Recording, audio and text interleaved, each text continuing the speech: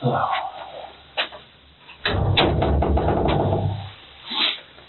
Hello, Brian. How are you? I'm Detective Jose Gardenia of the Okeechobee Sheriff's Office. Detective DeMarcus Dixon. Okay. Can you provide me your full name and your last name and your date of birth, please? Kevin Franklin Hughes. Okay. 8984. 8984?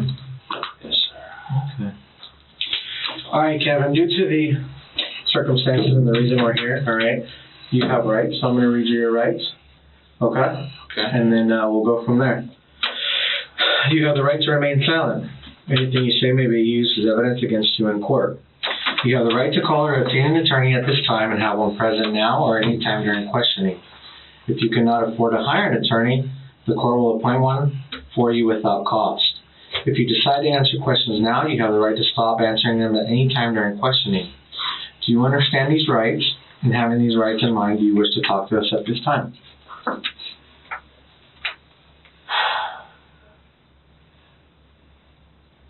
I just want to cooperate. Okay. Should I have a lawyer? You have your rights. Okay. We can rewrite it, or we can reread them to you. It's completely up to you. I understand you can't answer that. Yes, sir. I don't think I see a problem with any of that. Okay. Do you consent? Do you want to talk to us? Okay.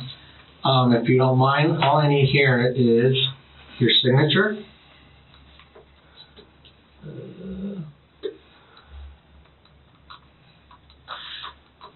Right here on the X, sir. That is just basically saying that you want to speak to us and you have your rights in mind. Any questions on your rights? You can read it again. Yes, sir.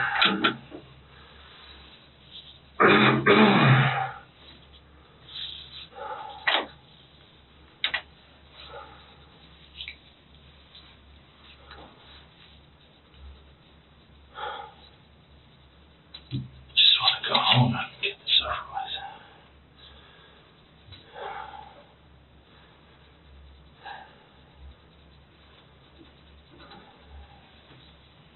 Thank you, sir.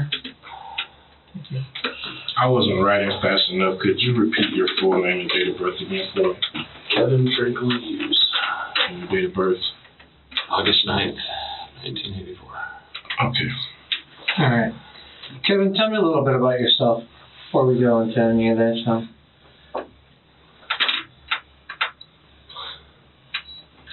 Where do you want me to start? Wherever you like. No, dude. Where were you born? Utah. What city? Salt Lake City. Salt Lake City. What do you like to do for fun, Kevin? Just get out into nature and enjoy some peace and quiet. Yeah. I can see that. That's pretty interesting, you know. Peaceful. Why we live on the preserve. Yeah. What do you do for a living, Kevin? Stay-at-home father. Yeah. Tell me about yourself. And the reason I'm asking is because we've never obviously met, we've never talked to each other, we've never seen each other. So I'm trying to get a basis of who Kevin is.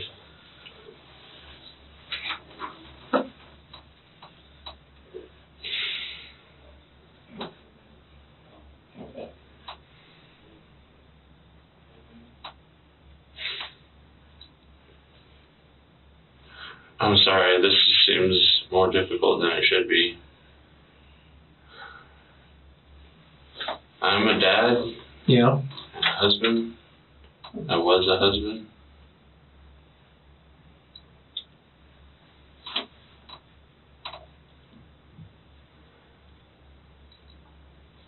Tell me about being a dad.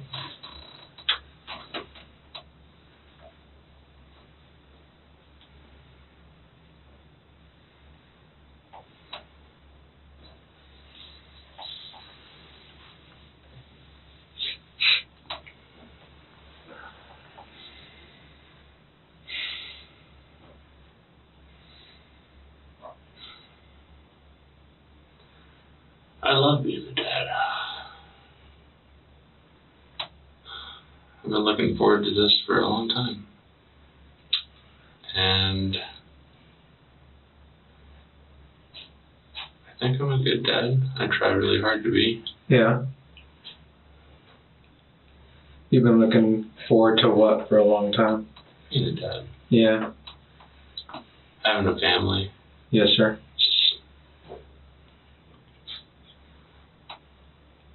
How many children do you have?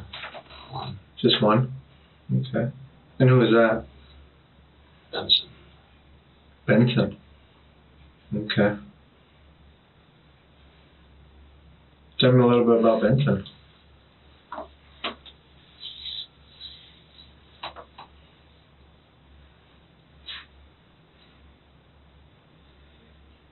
Just turned 4.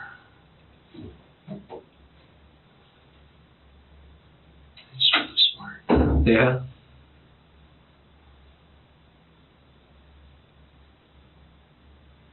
That's awesome.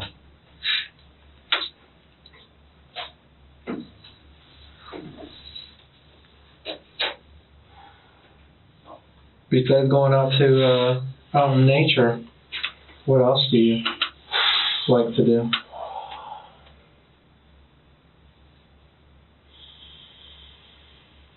It's really all the time I have for fun now. I'm never alone really when I do it.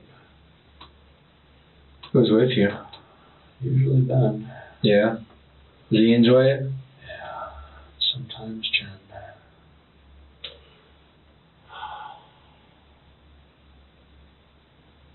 Usually just Ben. Yeah.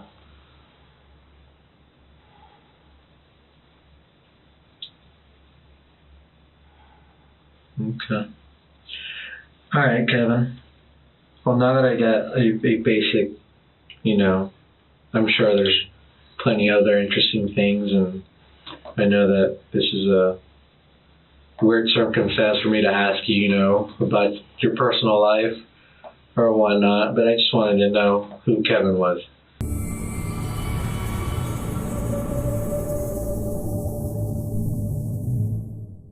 And who I was talking to. Yeah? Okay. Any questions for me?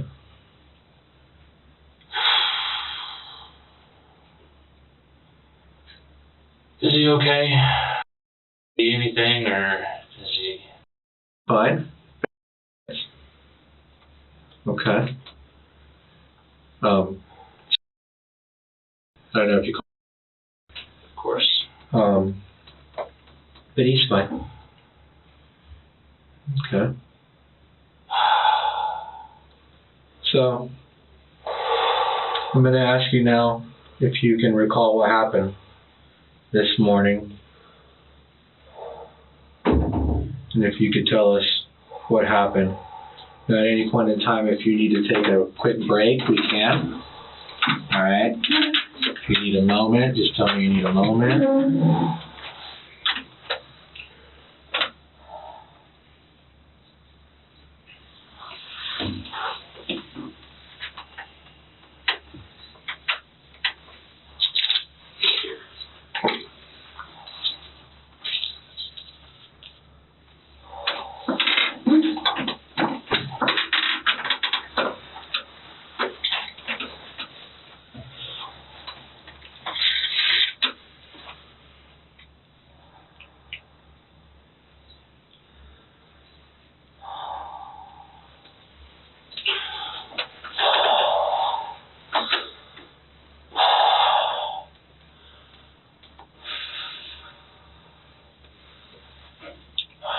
Do you mind if I start?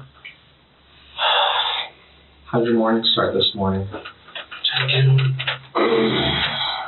Jen came to me in bed like she always does.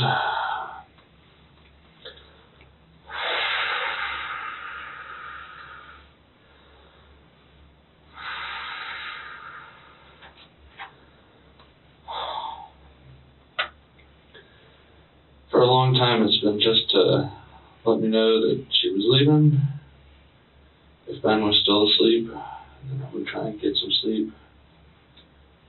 Most of my sleep happens right around that time. I have a hard time sleeping. Why is that? It's my back. Yeah. What's going on with your back?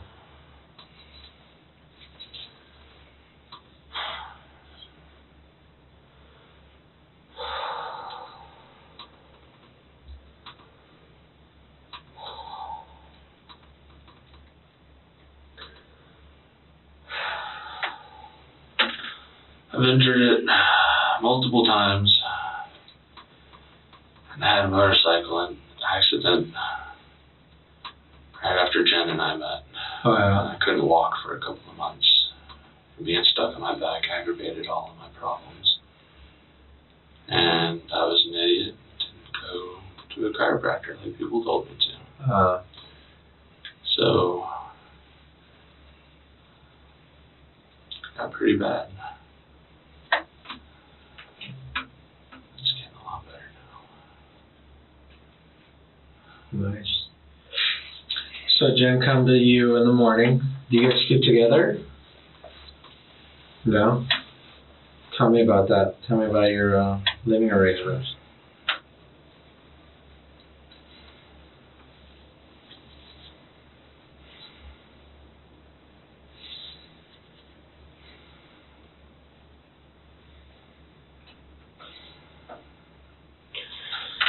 Jen stopped sleeping in the bedroom with me.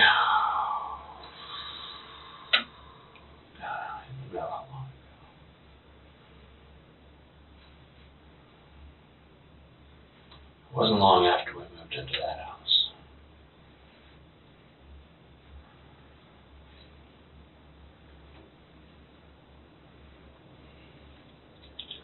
Was that a personal choice, or was that something had to do with that?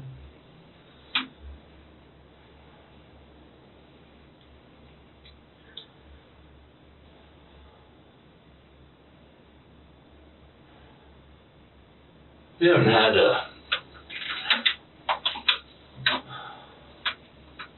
very stable relationship since she got pregnant.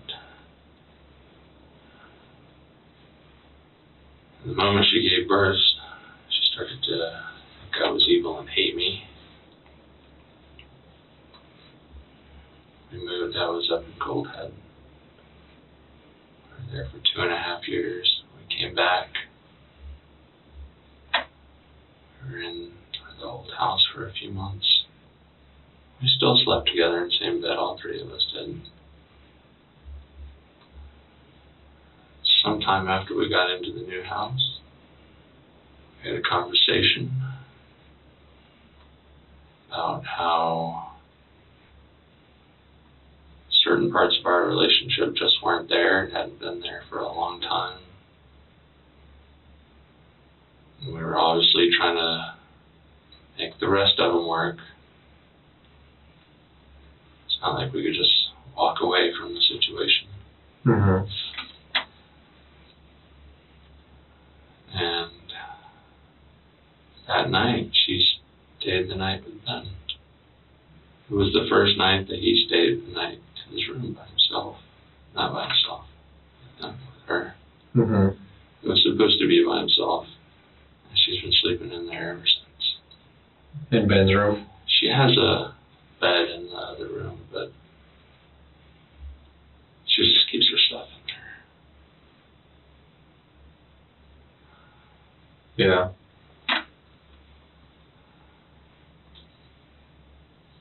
Okay. So back to this morning, and then in the morning, and check what happened after that. Lately, I've been making her breakfast and lunch again. I hadn't been doing that for a long time because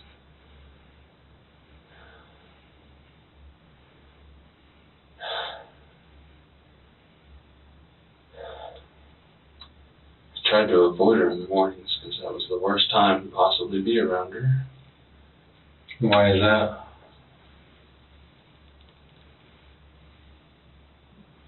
She can have a bad day any day or a bad time any time, but the mornings are just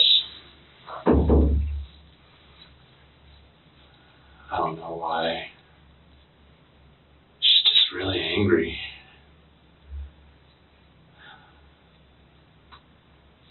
But we had another conversation recently. So we've been talking about divorce and separation on and off for years. And it came around to that again. So for maybe 4 or 5 days, the plan was that we were going to be separated. Mm-hmm. And we had a conversation about what's best for Ben.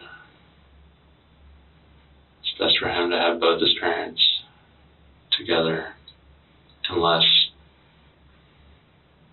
the situation in the household is so bad that it's bad for him, and then it's best for us to separate. So she agreed, and I agreed, that we would just try and do everything differently. We actually were working on a relationship agreement that we were going to put on paper. Some of it is on paper. Somewhere. And part of the new situation was that I would start getting up with her in the morning and making her breakfast and lunch again. But only if she was nice and came home and spent time with the family. So she said she would try to limit work to 40 hours a week.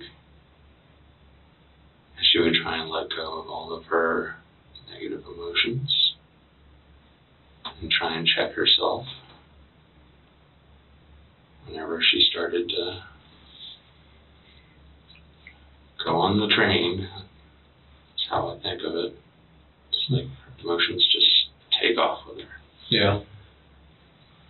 And it worked for her.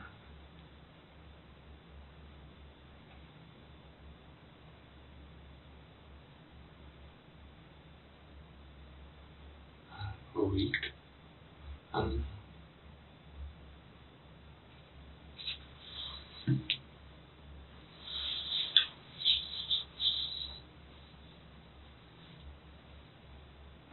So she was upset this morning because there was no breakfast in the morning? No? No. Why was she upset this morning? She didn't act upset this morning. No? She acted friendly this morning. Okay. So, she came to the bedroom, she checked on you and Ben to see if he was asleep. Ben was in his room. Ben was in his room? Where she had come from. Okay. So Ben was asleep. So she comes and checks on you. You're awake? Or are you asleep? I'm usually awake when she comes in there, and if I'm not, I wake up when she moves the door. Okay. Is the door open or closed when you go to bed? I close it most of the way, Yeah. and I usually put some kind of a box or something there so that I can hear it open. Yeah. What's the reason for that?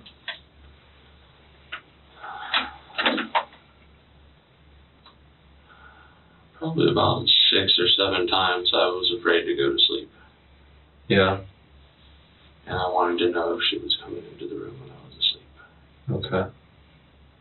Tell me about this fear. Why were you afraid to sleep? I'm trying to think of a good way to put this, but my wife is fucking crazy. Sometimes. She had 2 very difficult pregnancies. We lost the first one. I didn't realize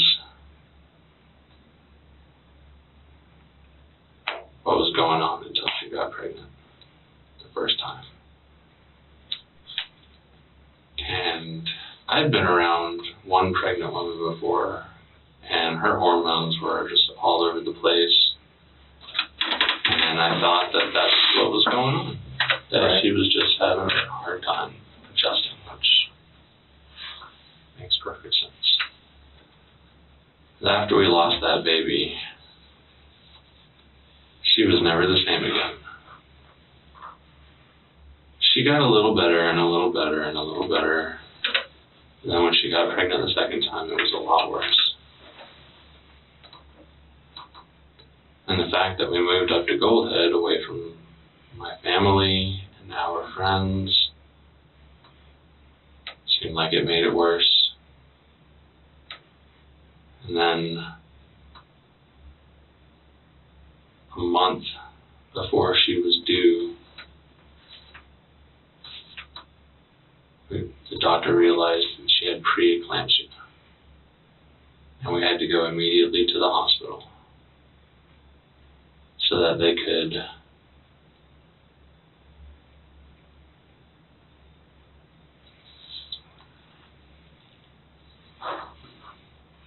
induce so that she wouldn't die. But when they gave her the drugs to induce, something was wrong. They realized that the cord was bunched up in front of Ben, and he couldn't come out. So then they were both maybe going to die. So they did a C-section.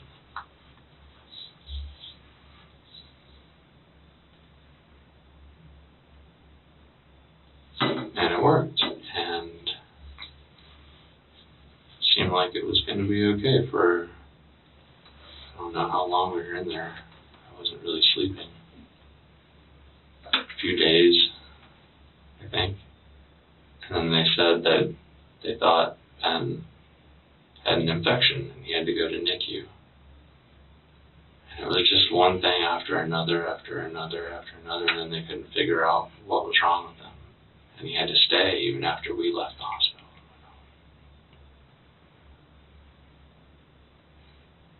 And she wasn't the only one. We were both fucked up from that. That was the most difficult thing we'd ever been through.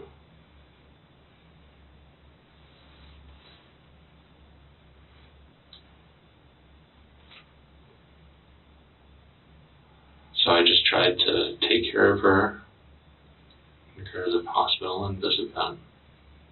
Come back and take care of her, and go to the hospital and visit Ben. But I could tell before we ever got home in the hospital room, something was horribly, horribly wrong.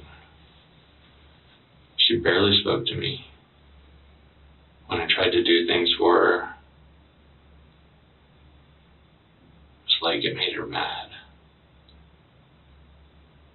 By the time I got home, I could feel the hatred every single time she laid eyes on me or didn't look at me. And I thought, of course, how could she not be messed up by all this?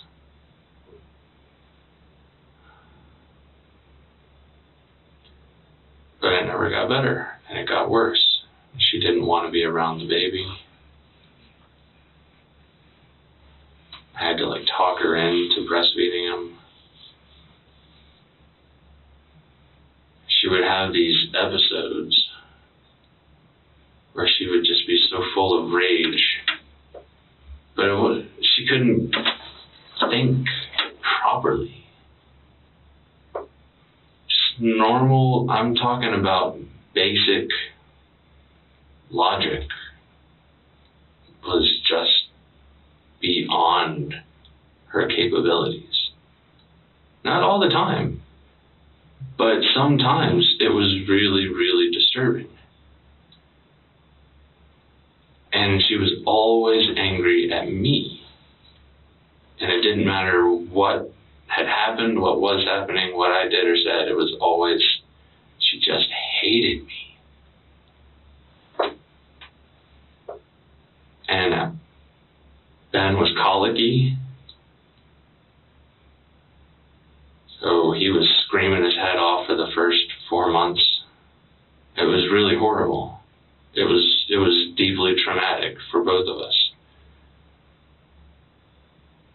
But she just could not stand to hear him cry. And sometime, oh my God.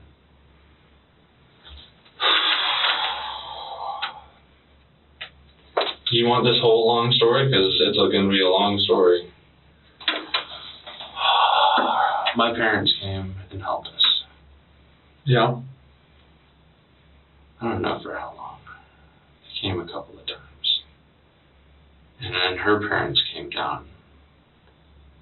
And, you know, I hoped that it would be comforting for Jen to have her parents there. And it was a little bit. But they didn't help. They didn't really help with anything. It just made everything more difficult. And Joyce, mom, finally offered to take a shift so that I could get some sleep, which I really, really needed. You know, I didn't have any recourse at all but to say thank you and make sure she understood all the rules, because he was premature and had been sick. We had to give him medicine every hour. And she raised all her kids in a time when you didn't have car seats and you didn't really do any of the shit that you do today. So I really had to hammer it through to her that you can't lay him in a certain position, because the doctors really hammered it into me that he will die if you do that. Right. He will stop breathing. So I went to bed. I could not go to sleep for a while. I fell asleep. Had a nightmare, woke up, went in there. And she was on one side of the room doing a crossword puzzle or some puzzle book. Was on the opposite side of the room. Her back was to him, and he was propped up in exactly the position that he could not have been put in, because he would stop breathing. So I just picked him up, told her to go to bed, and we didn't talk about it until the next day. But before we could talk about it, when he woke up, and when I told her what happened, she just couldn't hear anything that I said. It's like the only thing she could hear was how I didn't like her mom or didn't trust her mom. And it was like I was doing it on purpose, and it was my fault. And she ran out through the backyard. I had arms at this point. He was just so tiny. But I went after her. I just wrapped him up the best I could, and I followed her out there. And she went down the trail that runs past that house. And when I caught up to her, she was throwing herself against a tree. Again and again and again.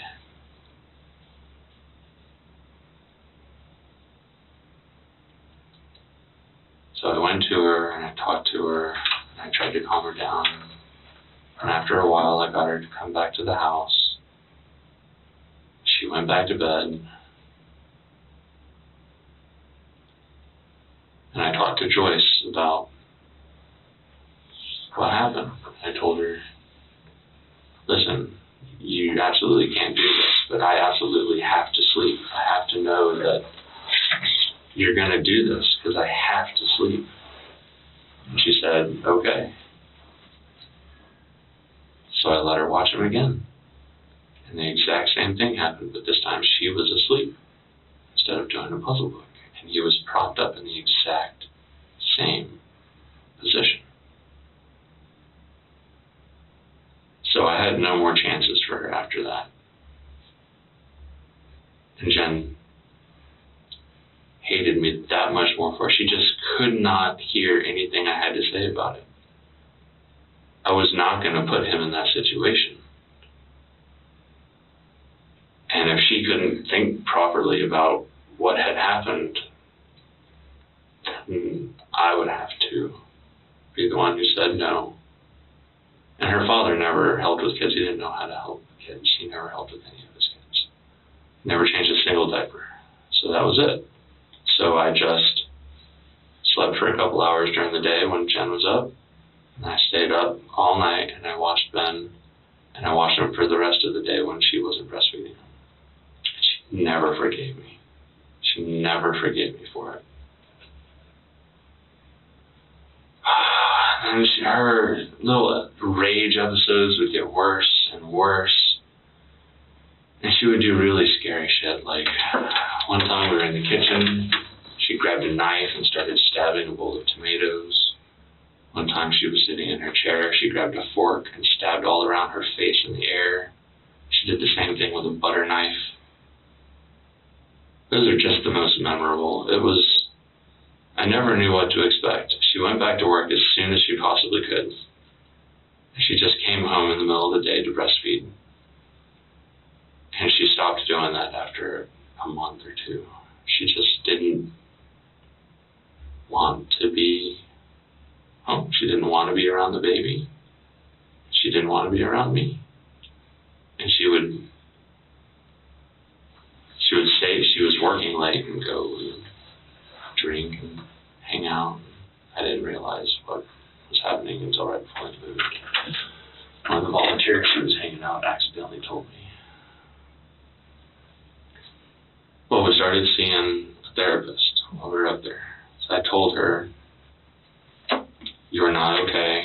We're not okay. We need to figure this out. This cannot go on." So we went together to meet the therapist that I guess contracted with the doctor that we used. And after we met her together and talked about the situation, Jen went by herself after that because she was supposed to be working through whatever it was that she had to work through. And I know some of it, but I know there's a lot that I don't know about. She never would tell me about. But she wasn't working through her stuff with the therapist. I would go every now and then, and we would have like a couple sessions. And after 2 of those, the counselor said, "I'm not going to see anyone by themselves anymore because just going in there and complaining about me." That's what she did with all those sessions. So then we went together and did it marriage counseling style. I don't know how long we saw her. What was this counselor's name? She called herself River, but I think her first name was Angelina or something like that. And where was she? Marine, and I think her last name was Marino. Where did these sessions take place? The practice is called Birth and Beyond.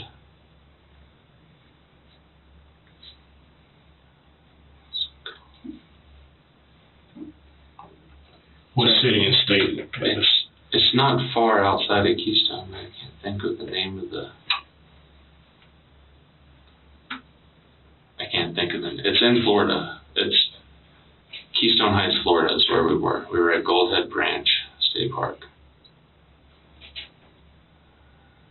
And we just never really got anything out of those. It would seem like we would make headway, and then as soon as we stepped out, like none of it translated into the real world. And she was usually pissed on the way home, and it was horrible. It was miserable. And then she would go to work, because we usually would go to that, and then she would go to work afterwards. Now, just so I'm clear, these sessions in Keystone Heights took place approximately 4 years ago after the immediate birth of... I don't think we started seeing her until, I don't know, maybe 6 months. Okay. And we kept seeing her until not long before we moved. So we had a good number of sessions with her. So before you made, from Keystone Heights, you made your move to we came back down. This is where we came from. We came from came from the prairie.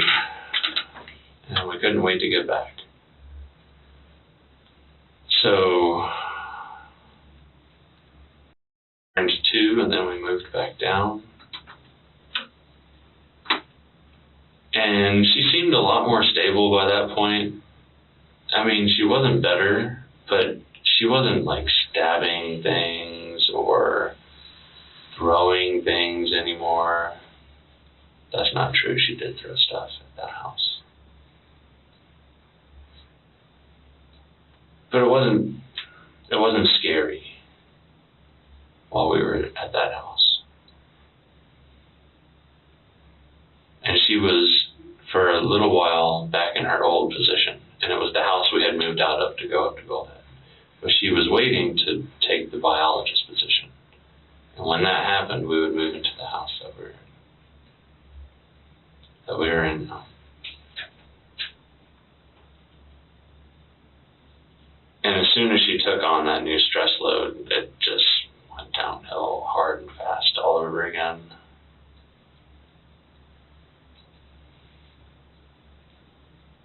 She was working, she's been averaging like 12 hours a day, 5, sometimes 6 days a week for the entire time that she's had that position, which has been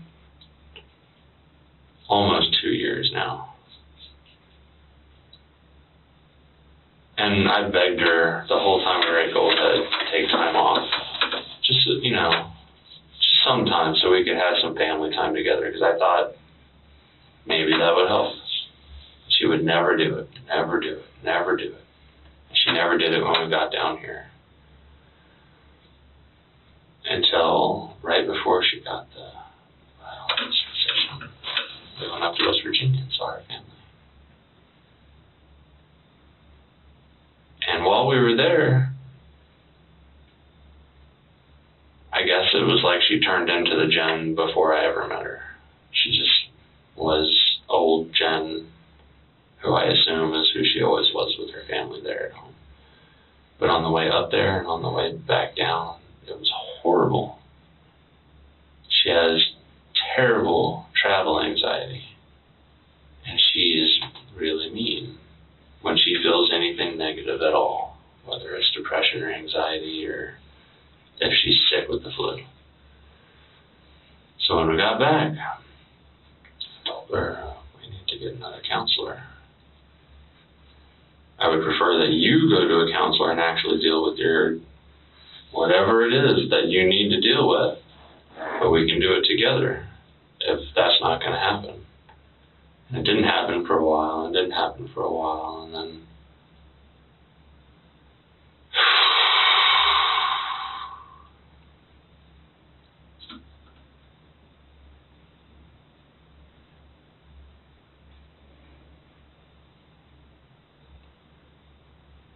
the manager of the park was a friend of hers from before. And that's the reason why we came back when we did, because he wanted her for the biologist position, because they worked together before. His name was Daniel. And he became my friend, and he lived right next to us. He was our only real neighbor. And I suspect you guys know what happened with Daniel.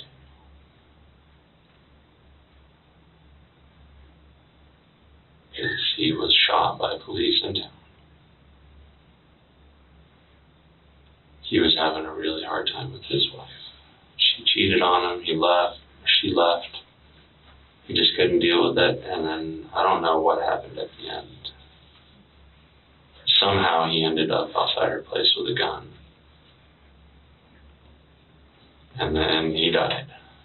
And that was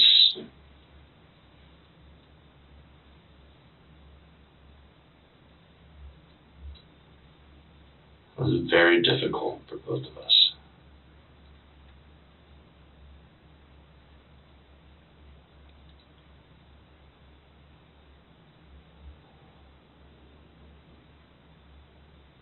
And it was shortly after that we started seeing a new counselor, and it was actually the counselor that Daniel and his wife had been seeing.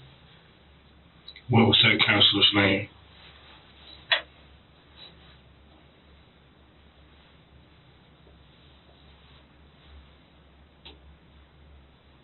Scott.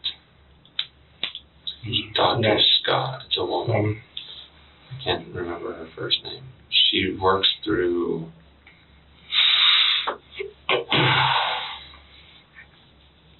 wellness center or wellness tree, changing tree? No, something like that. And it was the same thing that it had been before. You know, we would have like these moments where we would, you know, and part of the reason why we had to do it is because we couldn't talk about anything with just the two of us. We had to have a third person there who had authority just so that we could have the conversation. I realize this is going to sound like I'm just saying everything was wrong with her, and that's not true. But she just couldn't have a conversation, a straightforward conversation about anything that was emotionally tinged. And she would just fucking go out there, man. But if there was a professional present, someone who she felt like she had to listen to and couldn't yell over, and who could say, well, actually, no one said that, no one is saying that, things like that, then we could have a conversation. But none of it ever translated into the real world as soon as we stepped out of there. And I told her, the counselor, that, just like I told River. And we haven't been to her for a while. We went.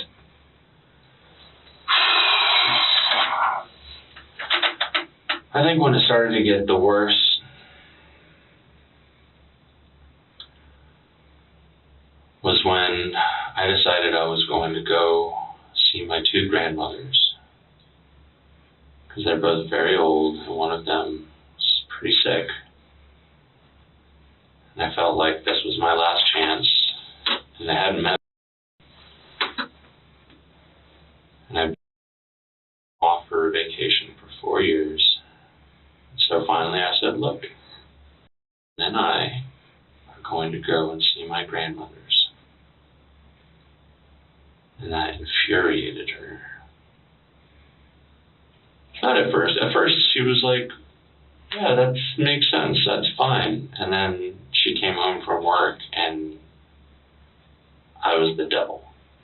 And I was trying to take her child away from her. And it came back to a moment that I didn't mention yet, from back at Goldhead. After we started seeing River, she put presence, which was not what she needed to be on. She needed to be on some kind of fucking antipsychotic. She started her on antidepressants, and it's supposed to take like 5 or 6 weeks to kick in, and just a really hard time. And she had one of like maybe 3 or 4 moments of clarity since he's been born. And in that moment of clarity, she said, maybe you should go down to your parents for the next month or so until my medication kicks in. She had just finished actually apologizing, which was something that never happened. And it was like she was normal again. And I said, look, if you can sit here and have this conversation like this with me right now, then we don't need to go. We're going to stay. We're going to try and stay with you while your medication kicks in. And the very next morning was an absolute shitstorm. And we had a counseling appointment the next morning. And River probably has notes about the moment when I said, fine, down to my parents until your medication kicks in. And when we got home, she said bye and went to work. I came down to Okeechobee. Except she called me while we were still on the way down here and acted surprised that we weren't home, which blew my mind. And when I got her to speak clearly enough to tell me why she was so upset, what it was she was confused about, it wasn't that she had forgotten we were leaving was that she thought she was going to have another chance to say goodbye again for some reason, which I didn't understand. We were already halfway down here. I wasn't going to turn around and go home, especially when we were leaving for the reasons we were leaving. So I came down. And she did not take that well. She took all the money out of the bank account, went through all my phone records and text records, and just did everything she could to figure out if I was going to leave the country. Because she thought I was going to take Ben and leave the country.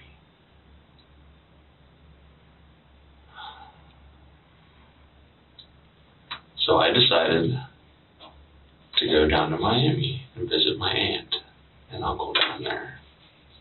Because the most horrible thing I could think of at that moment was her showing up in the middle of the night at my parents' house in the state that she had been in. So I went down there, crazier and crazier on the phone, so I decided what I had to do was bake her after. So I'd been asking her to get a psychiatric evaluation, and she refused to do it. She said the counselor is good enough, although that lady was not experienced, didn't know what the hell she was doing, and was not accomplishing anything for either of us. So while I was in Miami, I went to the courthouse, and I tried to do whatever I had to do to have Baker acted. And they told me that I couldn't do it from down there, that I had to actually physically be in the same county where my wife was, the county I had left to get away from her. So after spending all day at the courthouse, me and my cousin decided that I was going to leave my parents and I was going to drive back up to Clay County and Baker Actor from there. And the night that I got back to my parents from Miami, she said, "Please come home. I'll get a psychiatric evaluation. Please just come home." And I said,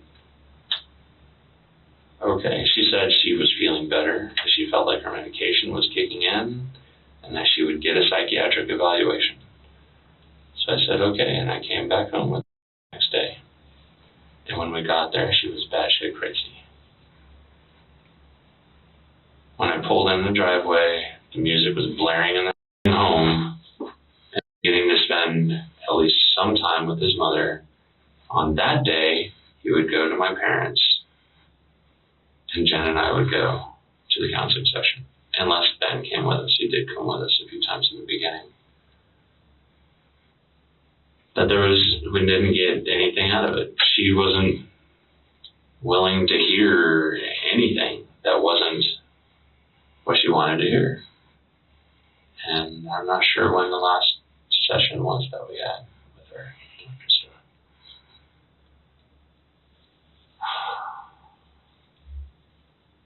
Okay. That was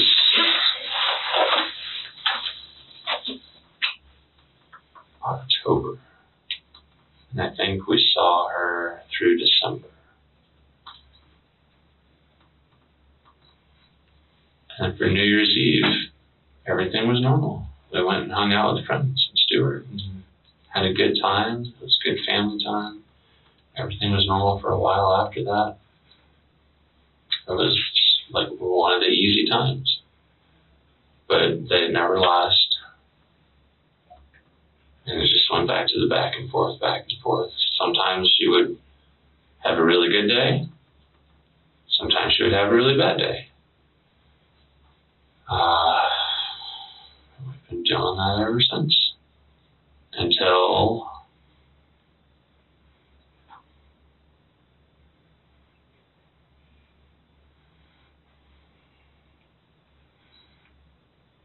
we first started talking about writing a relationship agreement. It really caught me by surprise. She came to me and she said, look, why don't we talk about the relationship and what's going on, where both of us feel it's not working and what we can do about it. And so we had like 3 conversations, but they were far between because she was almost never home. And then we had a night, I don't think there, when she asked if I had put my stuff down on paper yet. And I told her I haven't had time to put anything on paper. This is what my time is all spent doing. That is something I have to sit down and take time to do. And I asked her if she had, and she was really pissed at me. She was like, well, you're not taking this seriously. And I was like, no, believe me, I'm taking this seriously. I want things to be better. And so she got mad and she slapped down a piece of paper in front of me that she had written earlier in the day, I assume. And it said, as of this date, and it was whatever date. I don't know what it was. But I have it. I have the paper. It said, as of this day, Jen Hughes and I are separated. And I said, look, what is this? This is not what we're supposed to be talking about. This is not what you're supposed to be giving me. This is nothing what we were supposed to be doing here. She said, sign it. And I said, I'm not signing that. I don't know what ramifications there might be to signing that. You just threw it at me out of nowhere when we're supposed to be doing this other thing. I'm not signing it. And she screamed at me again and again and again, sign it, sign it, sign it. And then she said, just get out of my life. Get out of my life, and screamed. Holy shit, maybe Ben was there. Because she went to the bathroom. No, that was a different day. Ben wasn't there for that.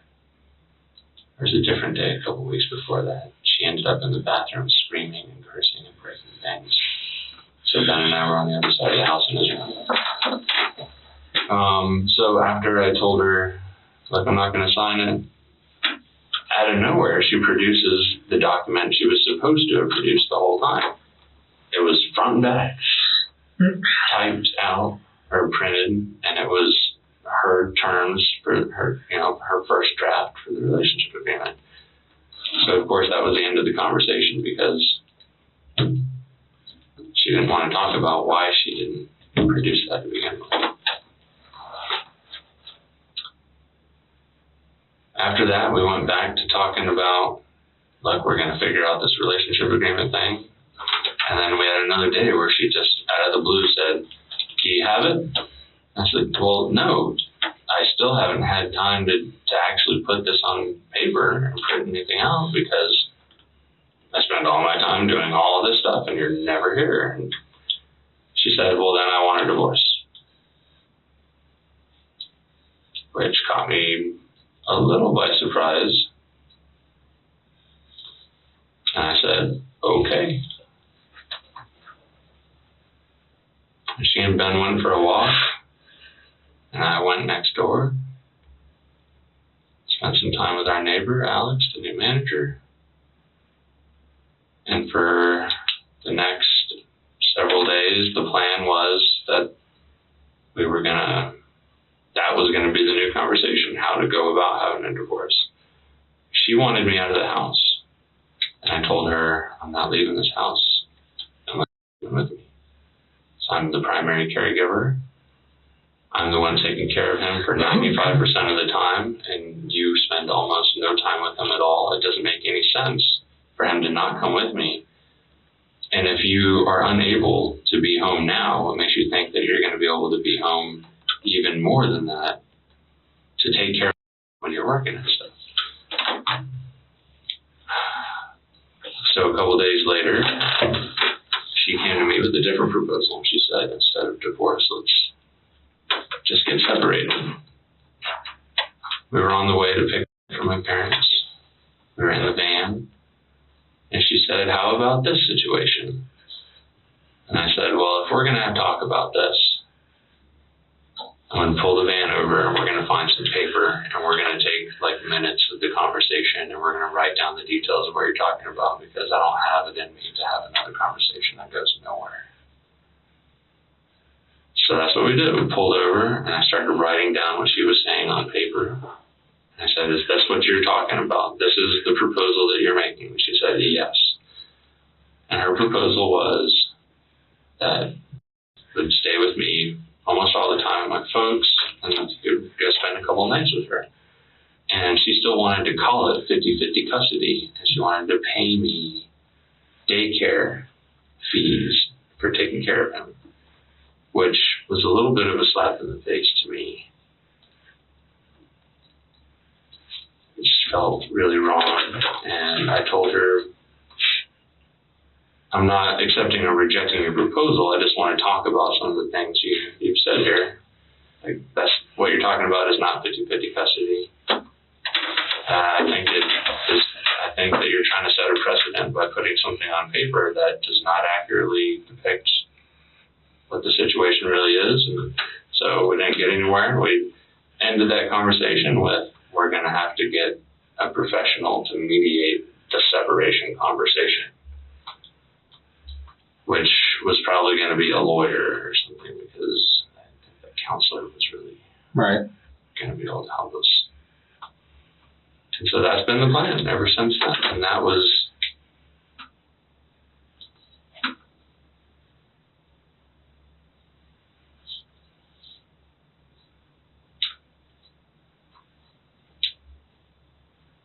I don't know, maybe 2 weeks ago. I have those papers too, and they're dated. And where are those papers at? Home. Okay.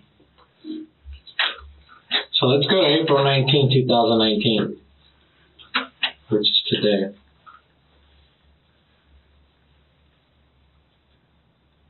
Once again, how did the day start? She woke me up. She was friendly. She's been friendly for the last several days, ever since we came to the new agreement where we were going to try and stay in the same house. Okay. I was going to start making her breakfast and lunch again every day. She was going to be friendly and actually come home, spend time with the family, limit her time to about 40 hours a week. And it seemed like it was really going to happen. She was coming home earlier. She was being friendly. And this morning, she said, come see what's outside. Come see what's in the shed.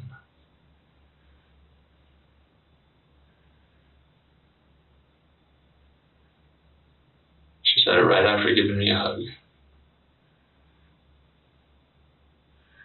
When she came and told you this, were you still in the bedroom? No. So, all right, let's back up just a little bit.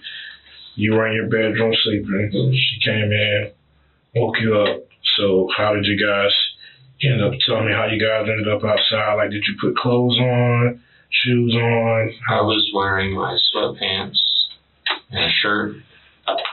The first thing I do every day is get on the inversion table and adjust my back and just try and get right physically so that I can do what I gotta do. And then I go into the kitchen and start with that stuff. So I was wearing those clothes. What color were the sweatpants? I'm sorry to interrupt. Like the color of those panels. Okay, dark gray. Did you have a shirt on? Dark blue. It was a long sleeve shirt, buttoned down, 2 pockets on the front.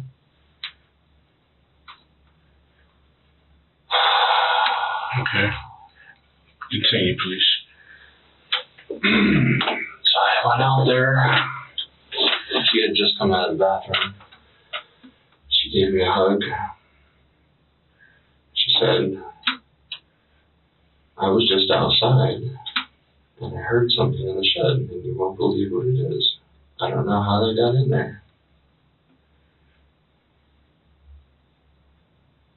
So we went out there and we looked.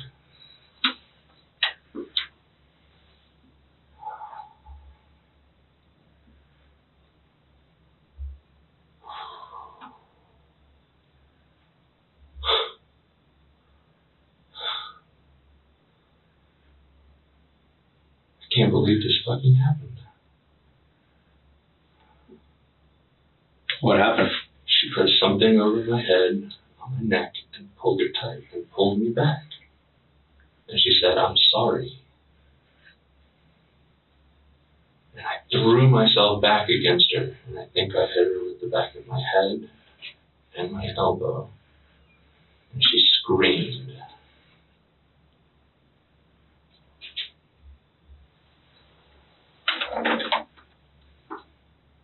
We were in the shed when she did that. And we were on the ground outside the shed. She kept trying to grab it. It was still on my neck. She kept trying to grab it.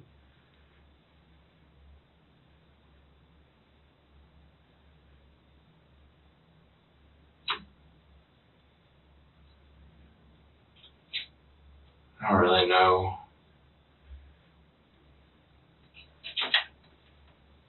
I don't really know.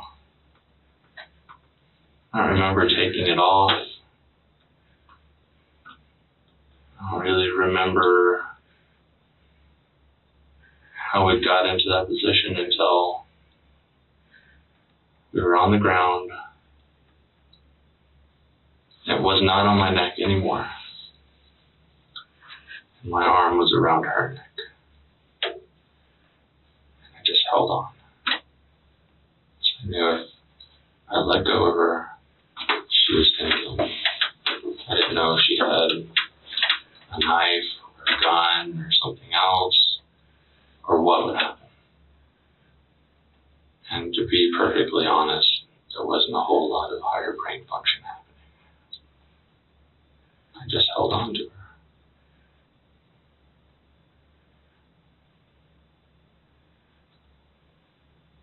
Holy shit, I passed out. Probably just for a second. She was still on me. I was laying on the ground. She was on me. My arm was still around her. And then I heard inside the house crying. He had woken up. So I got up. I went to the door. I think he opened the door and called outside for us. And then he went back in and closed it. So when I got there, he was back inside. Where did I find him?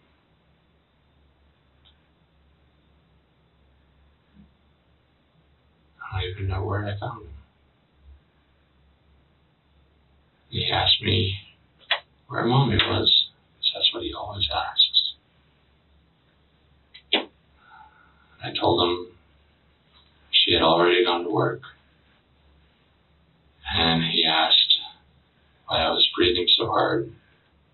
I told him I'd been exercising.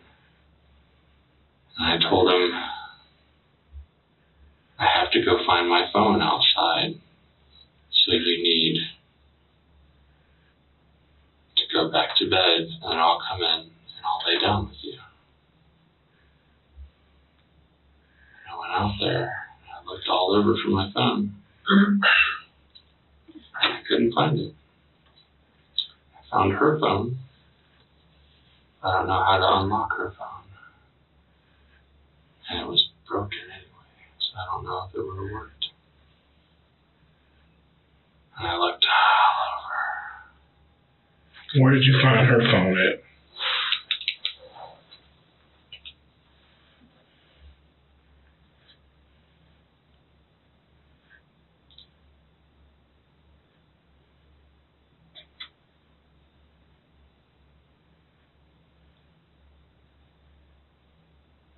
On the ground somewhere.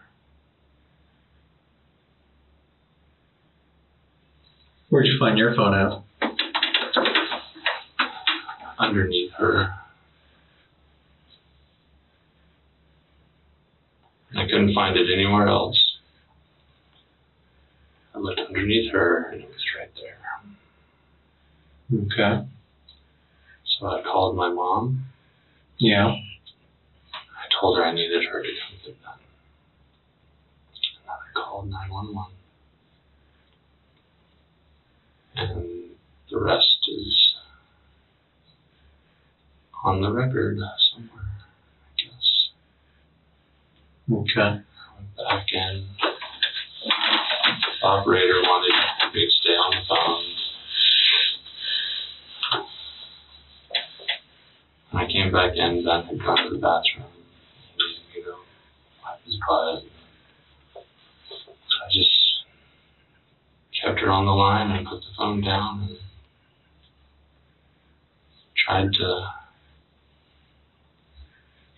not look like I felt. I told him afterwards, let's just go lay in the bed for a little while, I think is what I told him. He asked me if I would lay down with him. I said yes.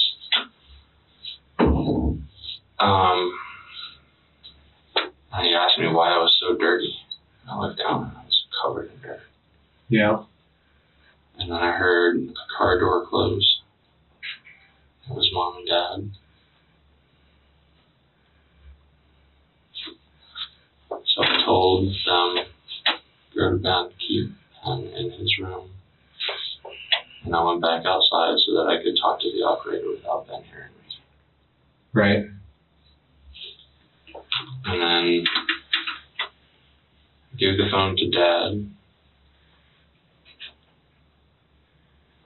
And I realized I wasn't only covered in dirt, I was covered in saliva and sweat, and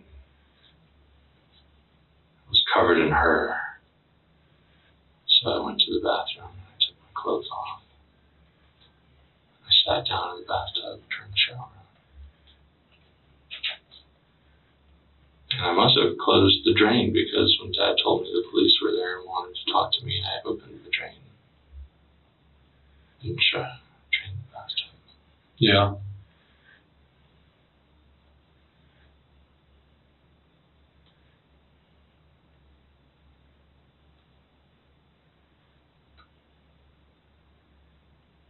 And then?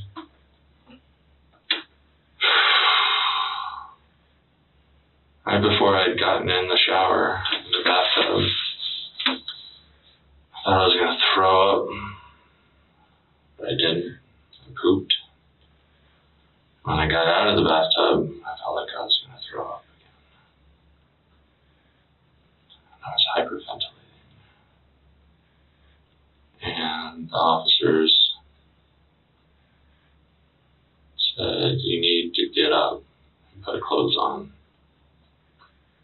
And they handed me these dirty clothes that were sitting right there. And I put them on and we went outside.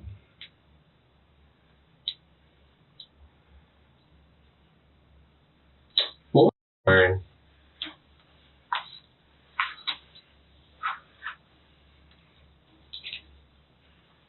I have no idea.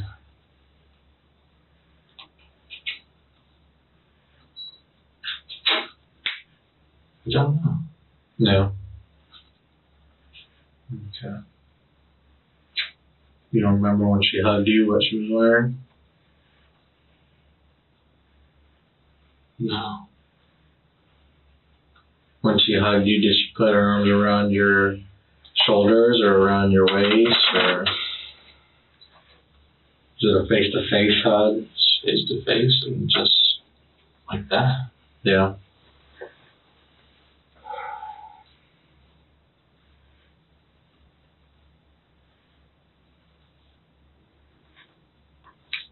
When you felt something go around your neck, did you see what that was?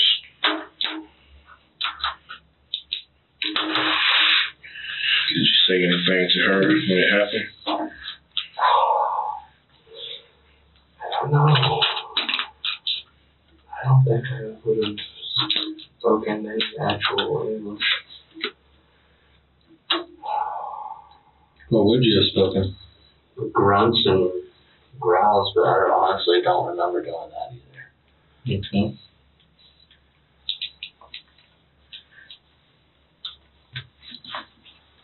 Did she say anything to you during all this? She said sorry when she put it on my neck.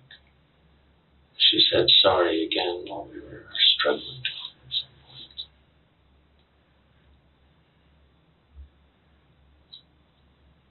That's all she said. Okay, we're gonna take a quick 2-second break. Give me a little bit, I'll be right back, okay? Sure.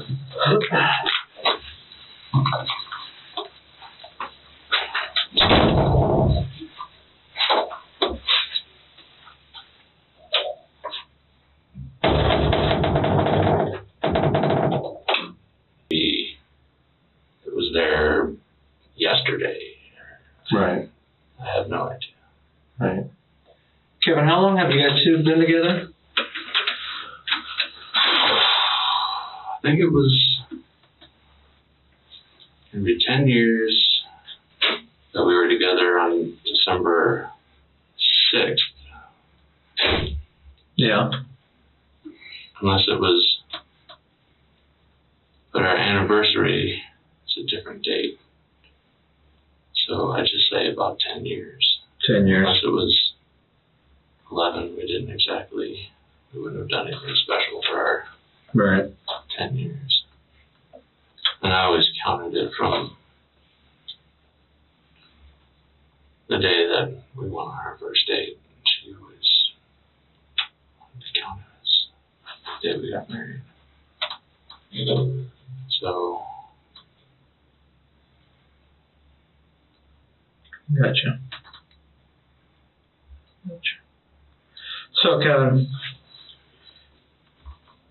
if I was to take that cup of water and just keep pouring water into it, what's going to happen? It's going to overfill, right? It's going to burst, right? 10 years, for 10 years, you've been showing all your emotion, all your love, all your devotion to this woman. She's failed to give it back to you. she gave me what she could. Right. She was a broken person. Okay. She was broken for very good reasons. And I'm not going to say that was perfect and didn't get very angry about the way that she behaved. But I understood why she was the way she was. And even though part of that were choices that she made, she was fucked up long before I met her. And there's no way I think anybody could have gone what we went through. Right. Without being more messed up. Right. I didn't hate her for it. I didn't overfill. I spent 4 years trying to keep her alive. So that my son could have her. Okay. How'd you try to keep her alive? What'd she do in the past? I talked about killing herself. Did she? To who? To me, to the counselor at the Gold Head, to the lady, the doctor that gave her the psych evaluation, to the counselor that we had here. Sorry to be so blunt, but why not kill herself instead of trying to kill you? I have felt like the danger of her killing herself passed back at Gold Head. Yeah. There was a point in the beginning after birth, it was just chaos inside of her. I was afraid she would kill herself. Yeah. But by the time that we moved back down here, I didn't feel like that was ever going to happen. Or else I would have tried to do something. Okay. I would have had her bigger acted here. But Right. the last time she mentioned suicide to me was when we were on the road trip, September and October. And we talked about that with the counselor. And she hasn't said anything about suicide since. And that was the first time she had mentioned suicide for I don't know how long.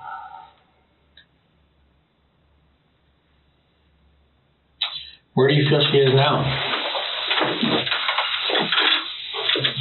I wish I knew. I like to think she's... I mean, the reason I asked is because I've obviously talked to mom and dad, and they've said that you enjoy yoga, you enjoy being out in the woods, you enjoy, spiritual healing, you enjoy stretching your back out. They say you really enjoy stretching your back out on nature. So the only reason I asked that is for that reason. Where do you feel she is now? I don't know. No. Okay.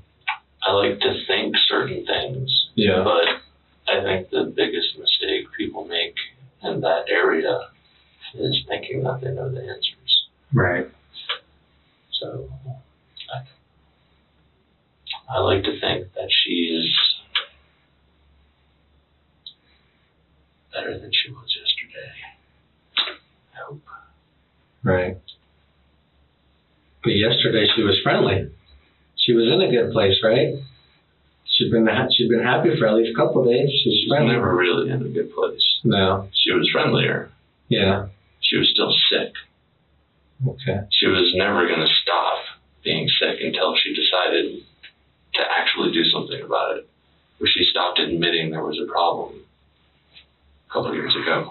Okay. Were you guys collectively close to like your neighbor Alex and some of the people that she worked with? Or that we hung out with Alex and Ranger Frank, and people come and go through the seasons there, so we only get so close to some of the other staff members involved. were any of them aware of like some of the issues that she was doing? Obviously, with them being her employer, the type of work she does. Were they aware of some of the issues that you guys were having as far as her mental health? She talked to Daniel a lot about her depression, about not being able to let go of anger and things like that, because she was going through the exact same. She probably talked to Alex, I don't know to what extent. She might have talked to Natalie in the office, the administrative assistant, but I don't know. They used to have a really bad relationship. They're friendly now. I don't know if they talk about that kind of stuff. I doubt it. Jen's one of the only constant things about her was not wanting to admit something was wrong. So let me ask you this. You told us that you guys had many conversations about how you wanted to make arrangements for your relationship to coexist for the benefit of your son. Maybe 5 conversations. Okay, and you would express to her some of the things that you wanted her to comply with, and she expressed things to you that she wanted you to comply with. Like you gave us an example of making breakfast and her lunch, stuff like that. Am I correct in saying that? Mm-hmm. Okay, so as far as what were her grievances about you that compelled her to want to seek a divorce? The biggest thing was always been, when we met, she was extremely uncomfortable around children. She knew that she wanted to have kids, but she didn't know how capable she would be of taking care of them and giving them what they needed. It's been a dream of mine for a long time. I'm one of those weird, rare guys who wants to be a daddy really badly, and I'm willing to stay home and do it. So that was very early on in our relationship. We understood that about each other and knew that if we did get married, that's what we would do. As soon as she had the baby,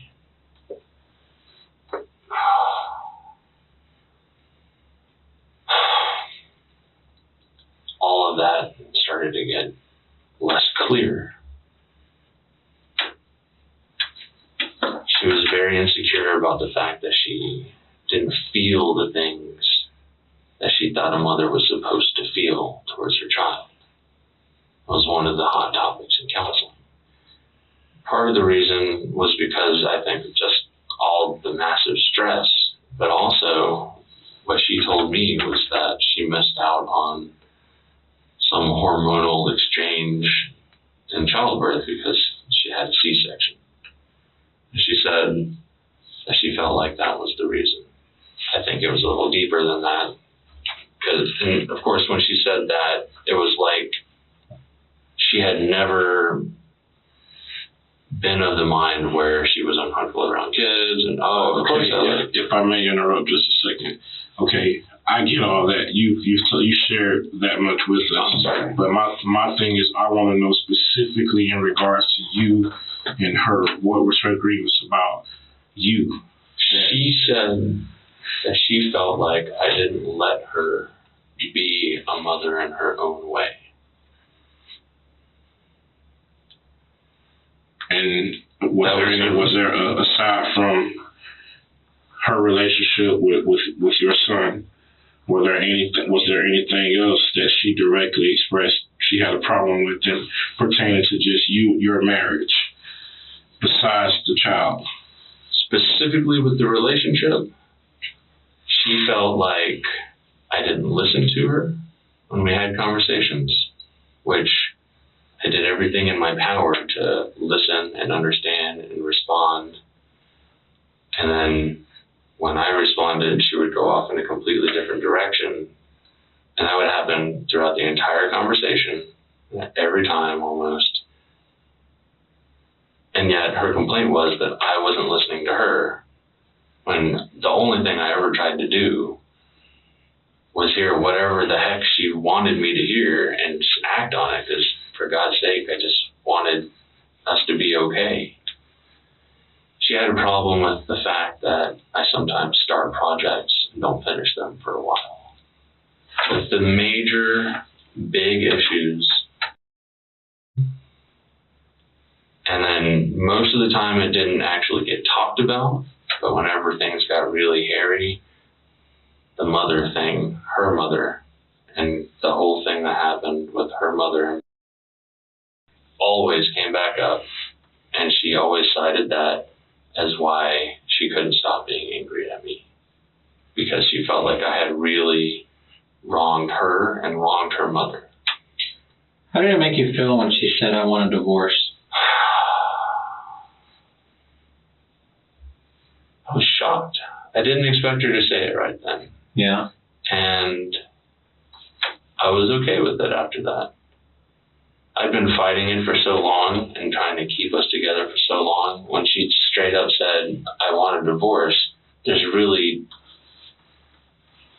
you can't say a whole lot back to that limits your options. So I felt like it was okay to stop trying to force it to stay together so much. Okay. I was a little shaken at first. Yeah. And I went over and talked to Alex. She actually walked right after that conversation, and she ran into Alex outside, and she said, "Alex, Kevin probably wants to hang out and talk a little bit." So he's the one I had the conversation with. So I told him, "Look, we've been doing this a long time. This is not working out." Right. I guess it is what it is. So, I can the ultimate prize up here, right? Mm-hmm. What would if I asked him what happened this morning? God, I really hope he would say that he woke up and didn't see either of his parents in the house, and then I came back. Okay. What if you did see something? I don't see how that would be possible, but that would be horrible. Why wouldn't that be possible? Because he was inside the house. But at one point in time, he did scream for mommy or daddy, right? He did scream. After the struggle. After the struggle. And he didn't know where we were. If he had seen something, he would Right. have known where we were, and he would have come out. But there's also the shock factor, right? Even if I just don't see how he could have seen anything. Right. I don't see how that would have been possible.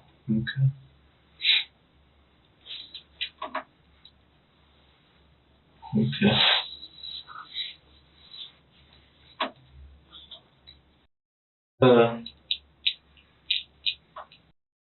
Got this.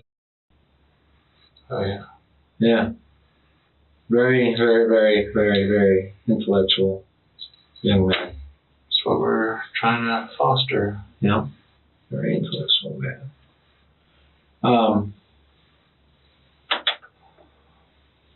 It's horrible to be exposed to this, right?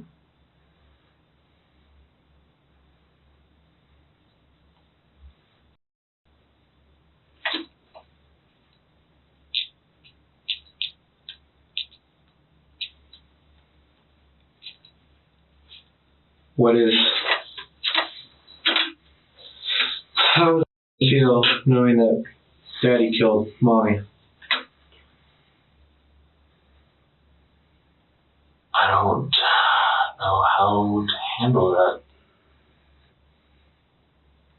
I grew up hearing a story, a false story about my father's death.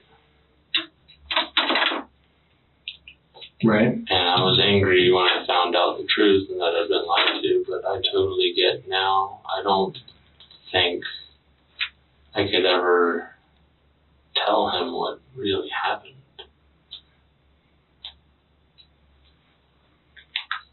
And he's going to find out eventually because it's the information age, and Very it's smart. going to tear him up. I have no idea how to even approach. I've never put much thought into it. I've only just tried to keep the three of us together. So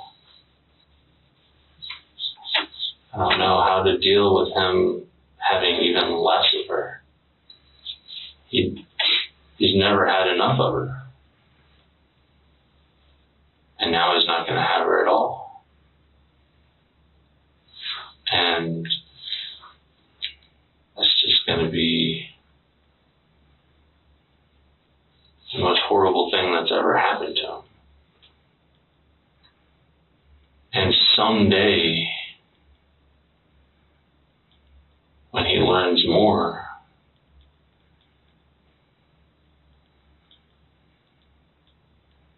there's nothing I can do to prevent it. I don't know what to do about that. It's just going to have to be whatever it is, I guess. He'd be distraught. Absolutely. Just to know that she's gone is going to be terrible, but if he knew. Or if he's seen. That's an image you can never get out of your mind. Ever. Especially at 4 years old when you're starting to process things and starting to learn how things work, why the grass is green, why flowers smell like flowers. He's beyond that. Absolutely. He's gonna. It would be very complicated inside of him. Yeah. Why are we talking so much about that?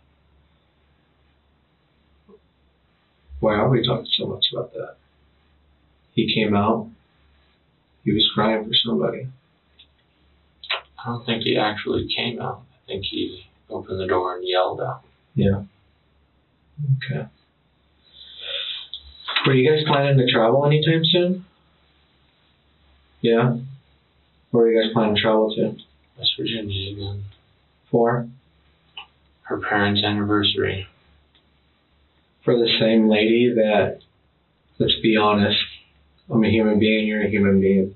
You kind of despise her a little bit for putting that could eventually kill her, correct? No.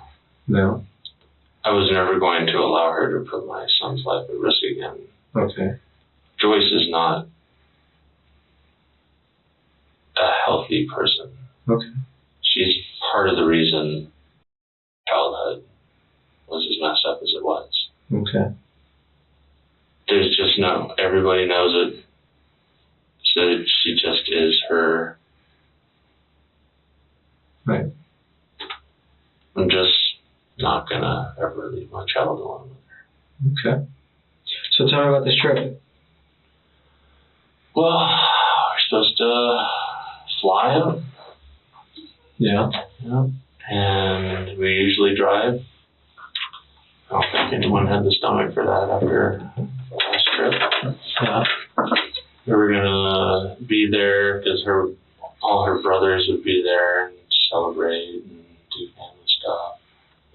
And then they were gonna do another celebration in June maybe or in May.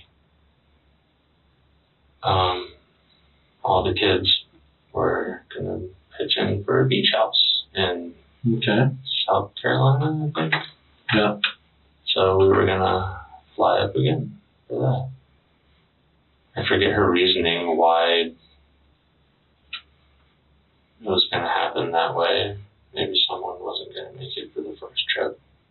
Or maybe they really wanted to do the beach house thing and couldn't do it in time. Okay. So, do you guys ever buy the tickets? Nope. Why not? Because I didn't take responsibility for it. I left it. She was coordinating with her brothers, Yeah. and it fell through the cracks Okay. because she worked all the time. Yeah. What was it going to cost to get up there? I started looking up tickets on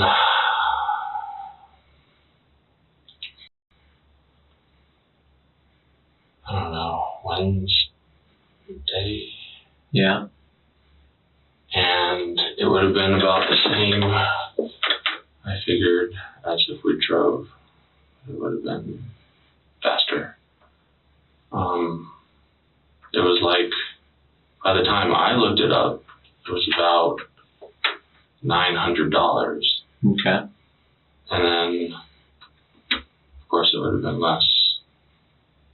We had gotten them when they first planned all this.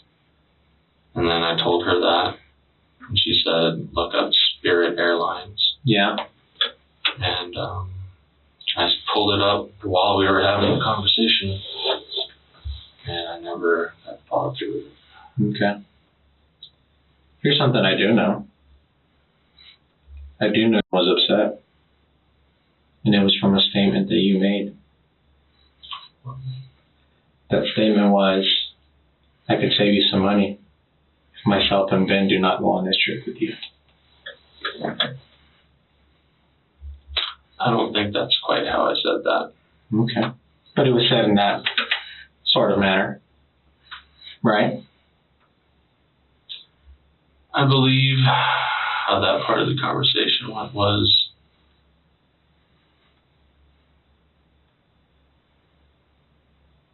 she might have told me first, don't come. Or maybe I said that first. I don't know. Okay. She told me she wanted to only buy 2 tickets at one point. Yeah. For her and Ben. And I told her, that's unacceptable. I'm coming with you. Yeah. You came with us. Yeah. I'm going with you. It only makes sense. And if I don't go, no one's going to be watching.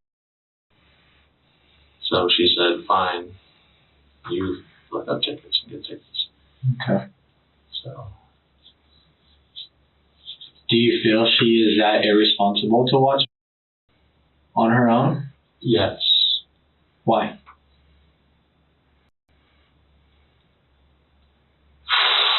This is a list that goes back before we ever had a kid, just with dogs. You know, like practice for kids. But then, once we had Ben, once I finally got her around to actually spending time with him, Right. I believe I walked out the front door at least 6 times, and she was smoking a cigarette right next to him in the carriage. When he started to crawl, she wanted to let him loose in the backyard, and that yard was really horrendous. It was full of broken glass and nails and screws and all kinds of horrible stuff from the people who had been there before us, who had 4 kids and just really made a mess. Shot bottles off the fence posts and stuff like that. It's just, usually when she comes home, she's not interested in having family time. And then if I do get them in a situation where the 2 of them are doing something, she ignores him for half the time until he's like acting out just to get attention. That's just the way that she's always been. Why didn't you agree to go in by herself? To where? West Virginia, and leaving you? She never would have done that. Why? She would have wanted to. She afraid that maybe you would be there when she gets back? No, I think she would have known better than that. Although, maybe not. Were you in fear that if she went by herself with that she might not come back? Where would she go? West Virginia. She's already there. No, that never occurred to me. Okay. She loved the prairie as much as I do. You told me in the past that she was afraid you'd go out of the country somewhere. Because she's crazy. Okay. Is it not safe to say that she would think you'd leave the country if she left you? I don't think she was in that same place anymore. That was like in the first year of life. That was when she was the most unpredictable and the most deluded. She knew that I wanted to stay in the prairie. Right. And that I wanted the 3 of us to stay there together. Right. Yeah. Okay.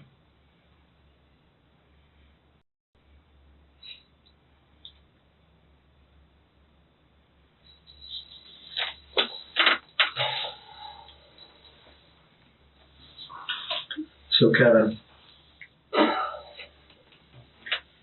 you understand, you're with us. Kevin, did you kill Jen? I can't think of any other explanation for it. Okay. Why'd you kill her?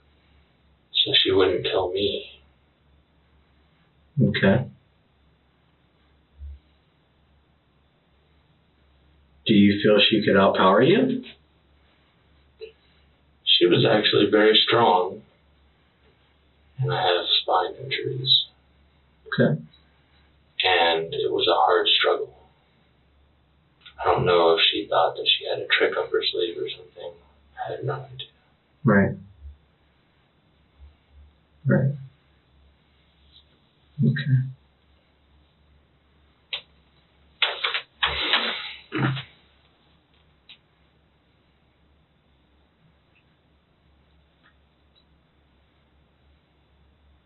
Why do you have scratches on your back? Do I have scratches on my back? On your neck area. You felt them earlier, you Yeah. said. Yeah? That happened this morning. Is it safe to say that she was giving you a sign that you were hurting her? No. I think she was giving me a very clear sign that she was trying to hurt me. Or she was struggling for her life? We were both struggling for our lives. Okay. Okay. You know, you say you're struggling for your life, but yet I don't have any marks on your neck from the strap being around your neck. That's great. Why? Weird. She didn't get to do what she wanted to. You still have the neck area. Mm-hmm. Why isn't there a mark on the back of your neck? Would it have to maybe get rubbed around more?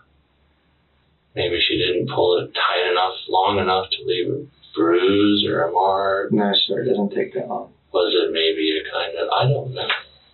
You have fingernail marks on your hands. Why? I assume She was clawing at your fingers? If that was from her, it happened while we were fighting. Was she clawing at your fingers and saying, let me go? No. Okay. What was she saying? She said, I'm sorry twice, at least. While you're choking her out, she's saying, I'm sorry. No. What did you say? She said, I'm sorry when she put whatever it was on my neck. And she said, I'm sorry while we were struggling. Okay. So once again, explain to me why there's not a single mark on your neck. I don't have an explanation for you. Okay. There's no explanation, right? So when there's an explanation. When they put cuffs around you, those weren't on there very long, but yet they left a red mark. Mm-hmm. Right? They were very tight, and I was wedged into a back seat like this, yeah, in an extremely uncomfortable position.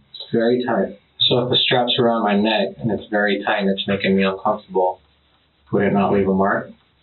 I didn't stand there and let her do it.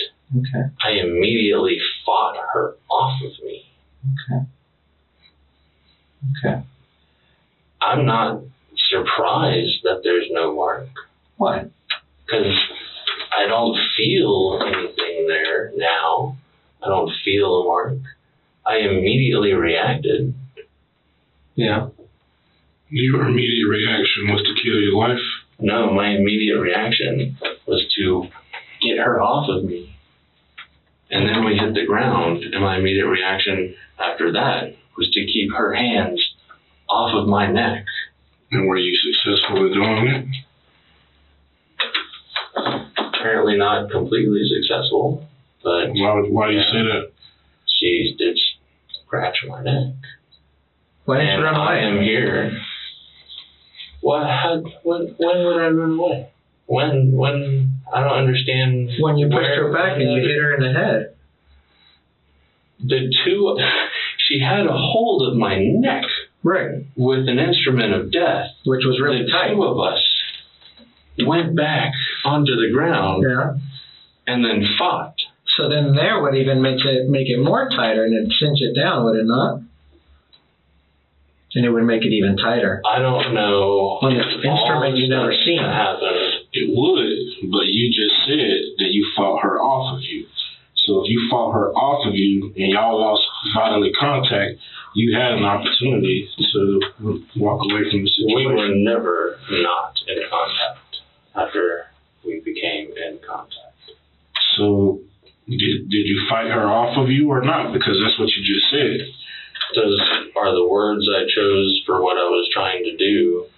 She was attached to me in some way or another until she couldn't be. I look. Yeah. Not much taller than I am. No, she's not. She probably weighs about 90 pounds soaking wet. No, she weighs much more than that. Give or take. When she is weighed, as I'm sure she will be, then we can talk about how much she weighs. Is it not safe to say that you can outpower her? I did outpower her. You were taller than her? I am taller than her. You were a male species, she is a female species? That doesn't actually mean a whole lot. Okay. Even if it does or it doesn't. Could it not be safe to say you could have pushed her away and run away? I obviously was not able to push her away and run away. As soon as I began to fight back, I was disoriented in a fall and we ended up on the ground. I did not get on my feet again until after it was over. And I was going inside the house to go to my son. So once it was over, you made sure it was really over?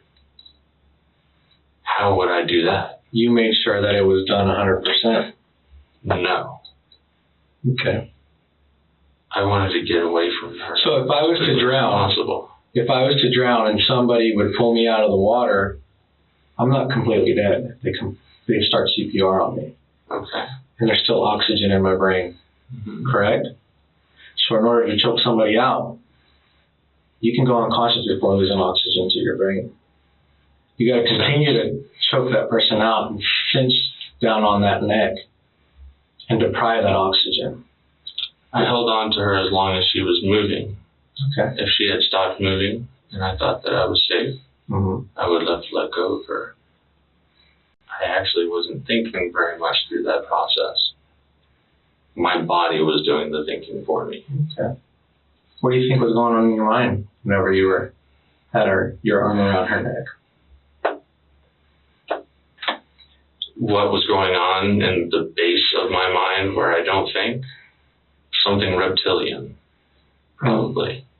At any point in time, did you say, this is the woman I love? This is the woman that fathered my child that I care for so much? No, I wasn't thinking anything that clearly. You say you love her, right? That didn't overpower these reptilian thoughts? No, I was not thinking about love. I wasn't feeling love. I was feeling afraid and hurt. And hurt. The fact that she would do something like that. Mm-hmm. When I've tried to do the opposite. Or the fact that she would give you divorce papers? We were going to get divorced anyway. We were only trying to wait till we were older. Or the fact she wouldn't come home because she was at work? You don't kill someone for working too much. Or the fact because she wasn't a great mother to... She was a horrible mother most of the time for 4 years. And all my effort went into getting her to spend more time with him and keep the three of us together. Absolutely. That's the opposite of what you're suggesting. Okay. Forgive me if I start to get a little testy. I know that. No. This. I'm very tired. Was there ever any issues of infidelity in your marriage?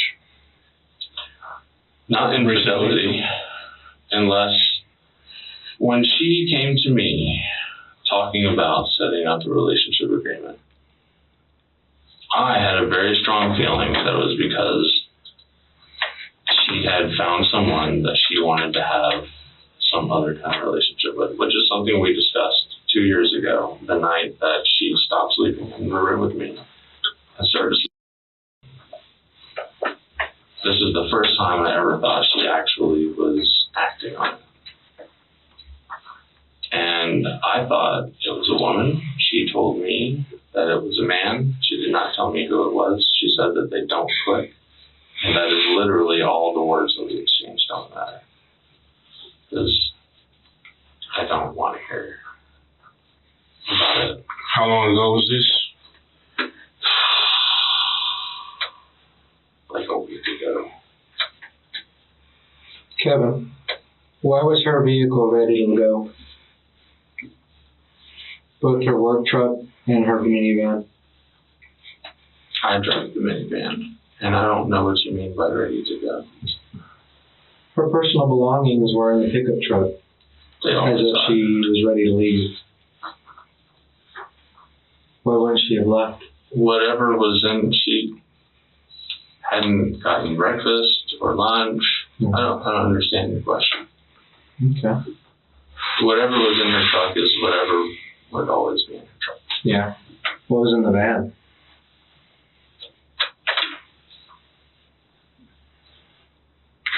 Some of my personal items, some stuff, garbage, I think I put the recycling in there.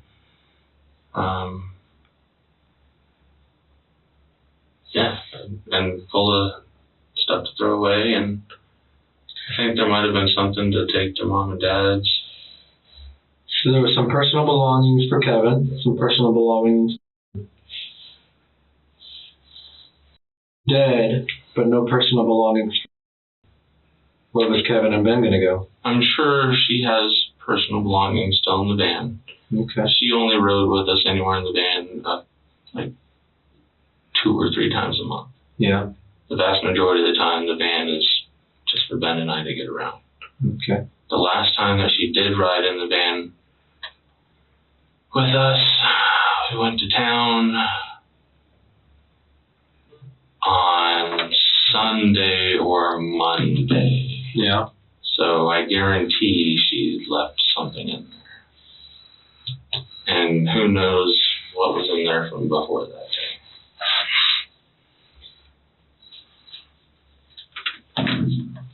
So why was there stuffed toys and clothes in these garbage bags inside of the van? Were they in a bag, in a box? No, there was a couple bags in there.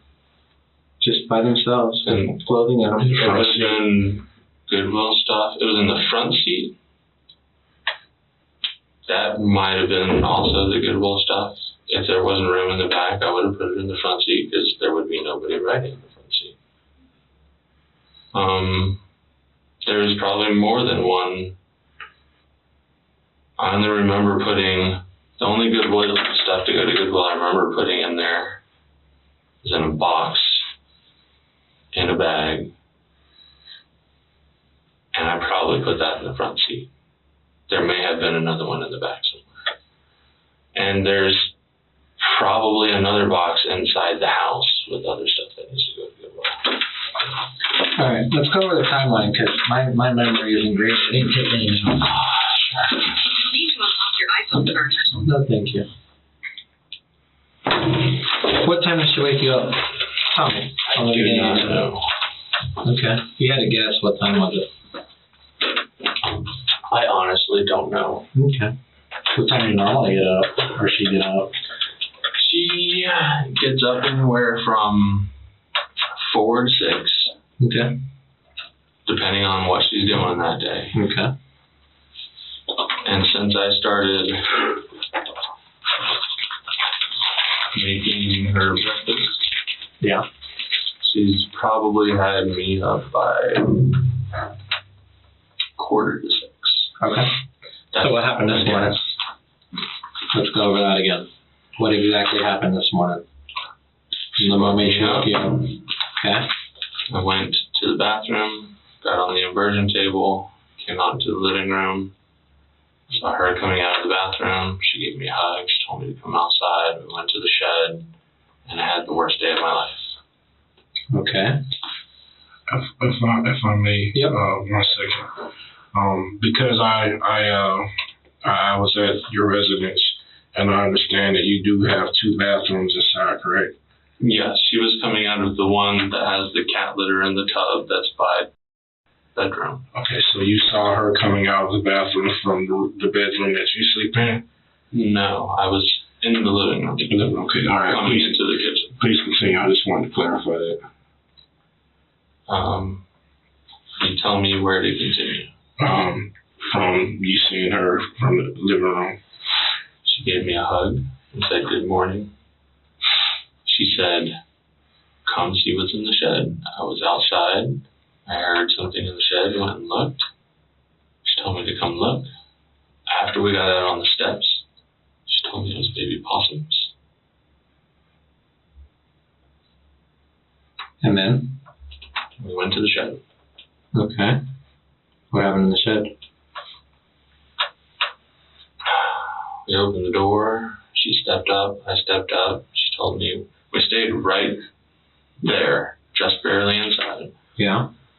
We whispered outside of the shed.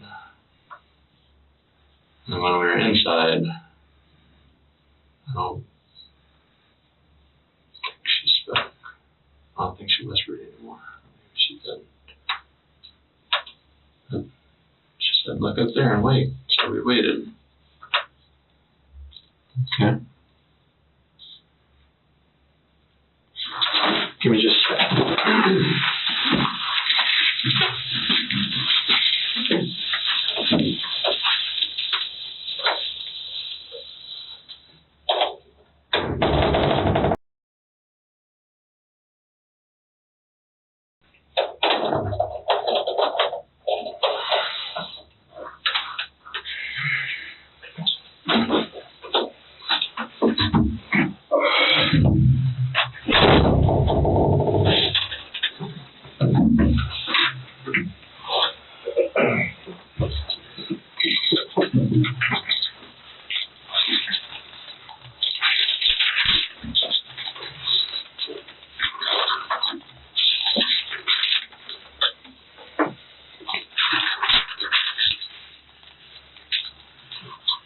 Kevin, I'm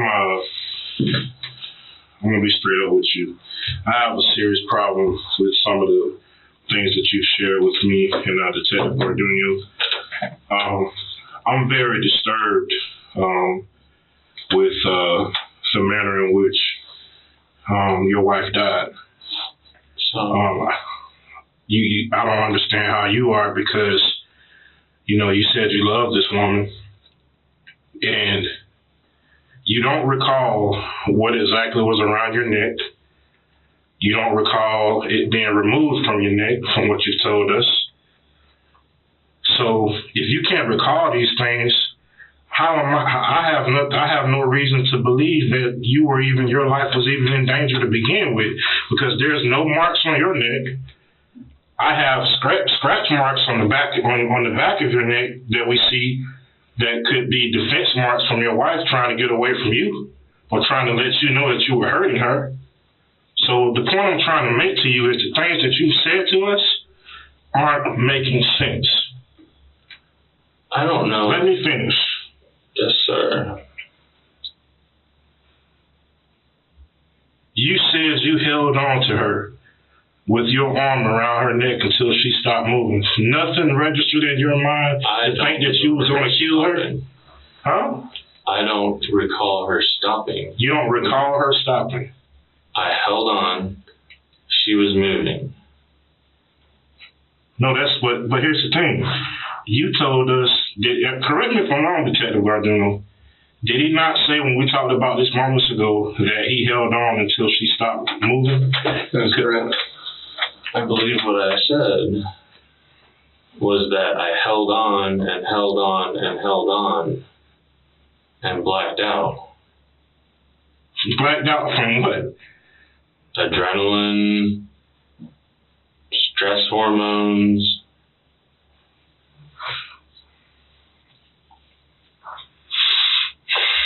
Mr. Hughes, you don't black out from adrenaline. Nope. If anything, adrenaline's gonna wake you up. I was lightheaded for a couple of hours afterwards. But man, all I have to tell you is the same stuff. You were lightheaded, and you were supposedly, or you're suggesting that you were perhaps disoriented in such a way, but that father instinct that you worked well, because you had enough wit about you to just check on your son because you heard him. After I was done having this... After you were done murdering your wife. After you were done, let's call it what it is. After you were done murdering your wife. After I killed my wife. After you were done murdering your wife? In self-defense. In self-defense. I have no proof of that. You have no proof of anything. Except for whatever the scratches... No, I have no proof of what you told us. That you had a reason to defend yourself. An item that's used to be placed around a person's neck from someone that's attempting. It has to be there. Let me finish.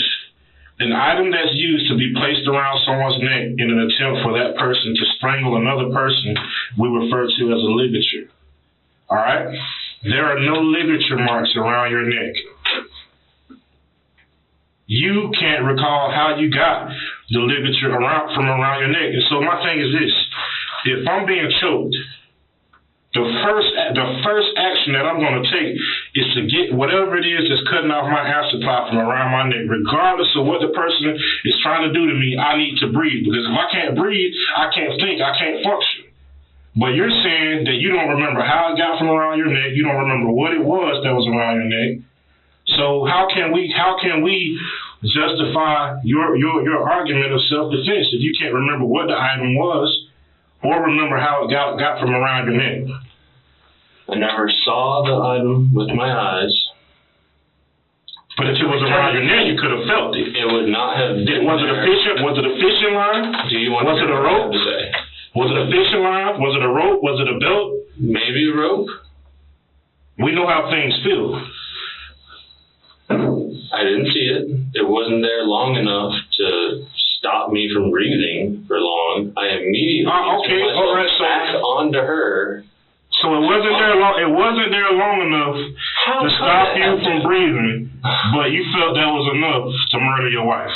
It wasn't there long enough for me to not be able to think and make me panic and go for that instead of the person. But it was there long enough for you to say, I'm going to murder my wife. It was there long enough for me to say, holy shit, my wife is trying to murder me.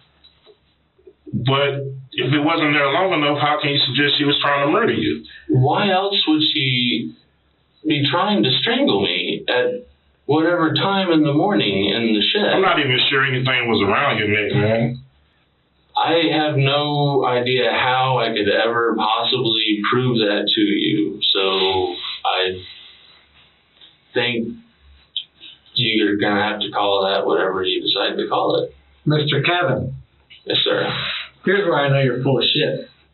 Okay? Pardon my language.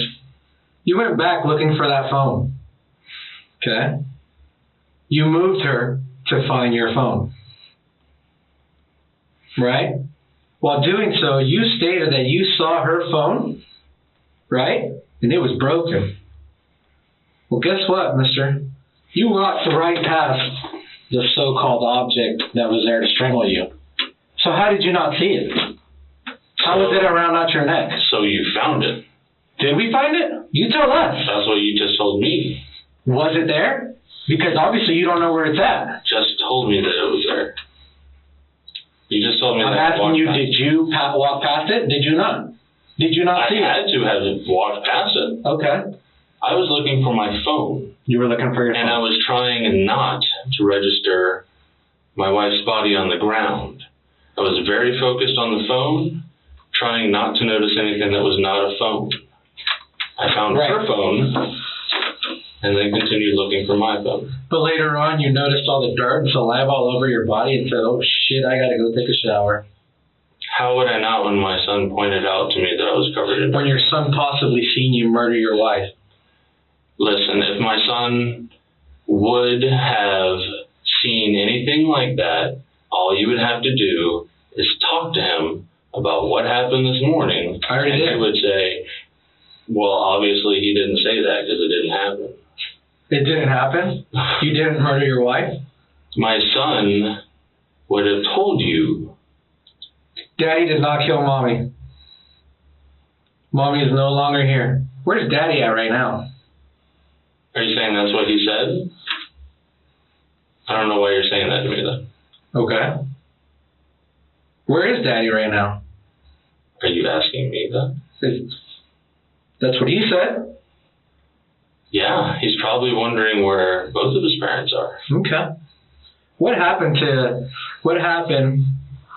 when you were strangling her? What was her last words? Why? Because you were grasping her so hard that she couldn't say anything? That you were making sure that she could not breathe? I was not making sure of anything. No? I was acting on instinct, defending myself. You were acting on instinct. Because someone was trying to kill me. Have you ever had to defend yourself from being almost killed before? No one has ever tried to kill me. Have you ever received any training on how to place someone in a chokehold before? No, sir. So I'll give you a perfect example. As a law enforcement officer, if I'm placed in a situation where I perhaps may have to use deadly force, instinctively, I go to my holster and draw my service weapon. That's an instinct for me because I train. Mm-hmm. So, why was murdering your wife and choking her out instinctively the first solution to your problem? When one, you said that whatever was around your neck wasn't there that long, so there was another way that this situation could have been handled. You could have ran away from her, removed yourself from her. You are bigger than this woman. I did by not. 2 times at least. I was not able to get away from her. She was still trying to get me. How so? Did she have you barred to the ground? Did she have you restrained? Did she have your hands to where you couldn't maneuver your hands and feet? The best mental image. You're over 6 feet tall, man. the best mental image I have of that moment is like a cartoon where there's a bunch of scraggly lines and there's arms and legs sticking out of it. Okay? I can tell you the few things that I felt and what I do remember. I can't tell you what I didn't see. I can't tell you anything from a third person perspective where it would have all been much more clear. I definitely don't have any way to prove anything to you. I don't know how I ever would. So this is coming from a man, from what I've spoken to people, say won't kill an ant, will walk around an ant pile, has never killed an animal in his life, to just murdering his wife? I do kill invasive fire ants. I have killed animals. Okay. We raised rabbits when we were younger, and we ate them. I've killed chickens. Not according to your mother. Well, she might have been trying to get the spirit of who I am across, and not been thinking about the fact that I've killed many chickens over there. So let's talk about your spirit. How are you going to face your spirit knowing that you murdered your wife?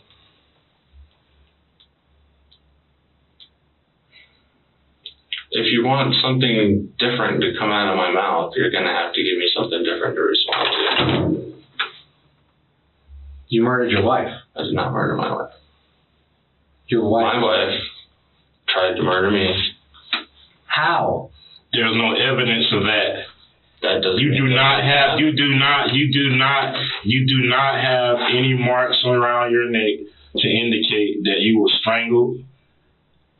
So it's working against me that I immediately reacted and that I won. Hell fucking yeah.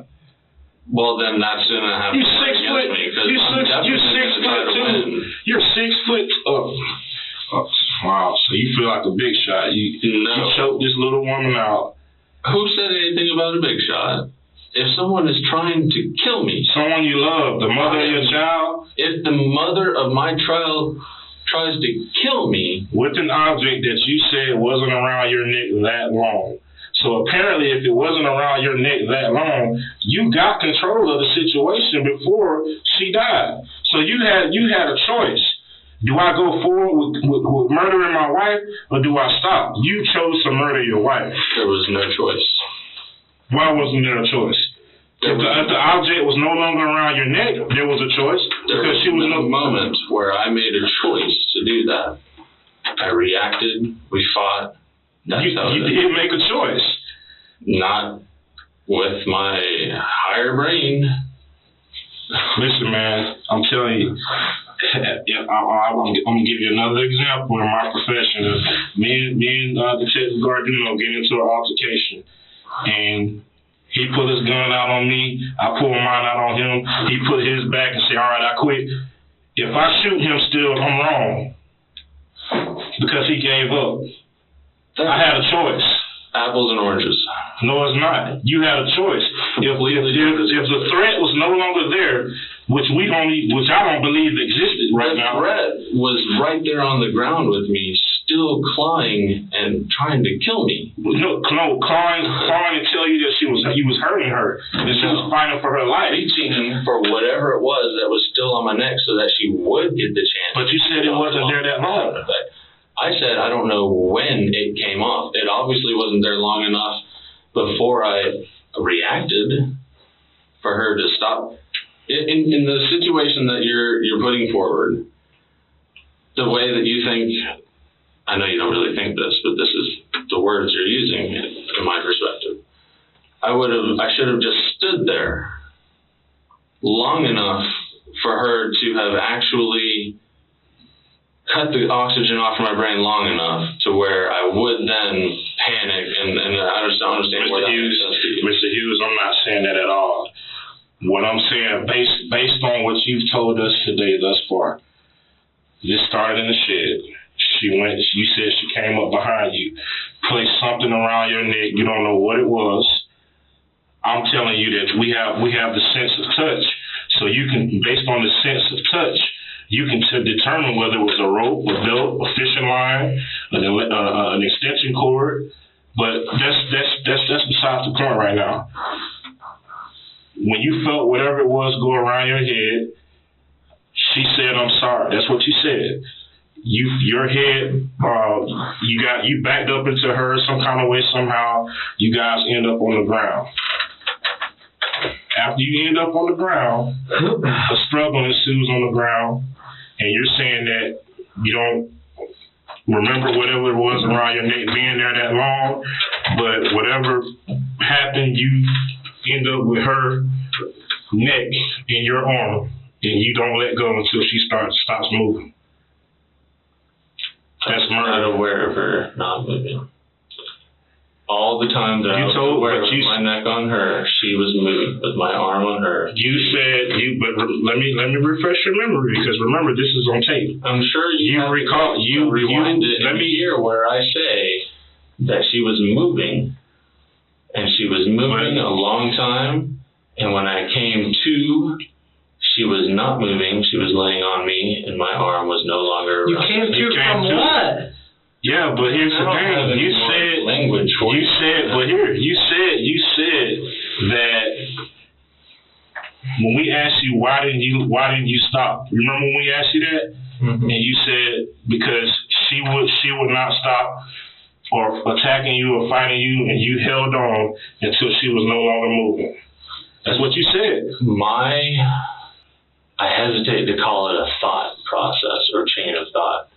What was happening inside of me was that I had to stop her from killing me. And so I did whatever I had to do to fight her off of my neck. At some point, I must have been the one who took that off of my neck. I do not remember doing it. My beard does not feel things as well as your fingers do. It may have been a small rope. I did not let her keep it on there long enough to have any real effect on me. I immediately threw myself back against her and fought her, and she continued to fight me. This is what I'm talking about right here. This is what I'm talking about.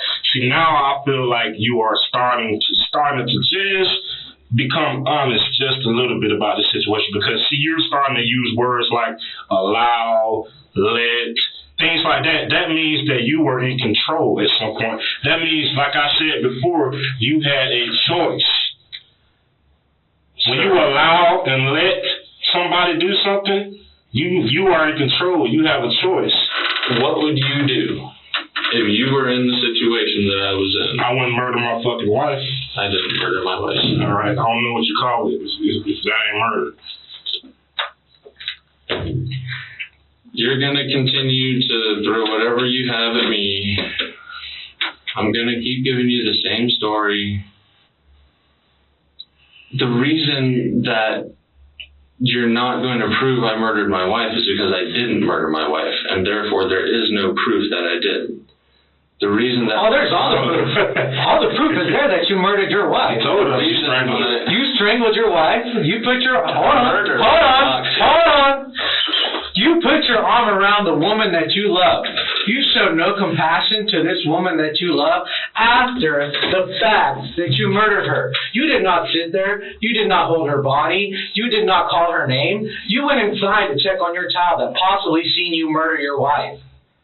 So you're telling me you did not murder your wife? I didn't murder my wife. Hold on. That's bullshit. You showed no compassion. You showed no compassion this whole time. You have not shed a single fucking tear when you say, I did not kill my wife. I did not murder my wife. I cried earlier, and I will cry for a long time after this. Okay. I'm not crying right now. That's perfect. I did not murder my wife. Okay. Every evidence shows, all the evidence shows that you murdered your wife, sir. There is not a single mark around your so-called rope, string, little string that possibly could have ripped whenever she was going there. At the moment that you pushed back and you hit her with your head, you had won, sir. You could have ran away. But no, you continued. You continued to fight for your life on this woman that's half of your size, and you strangled her. Do you know, sir, how long it takes to deprive oxygen to the brain? I can choke you out in 15 to 30 seconds.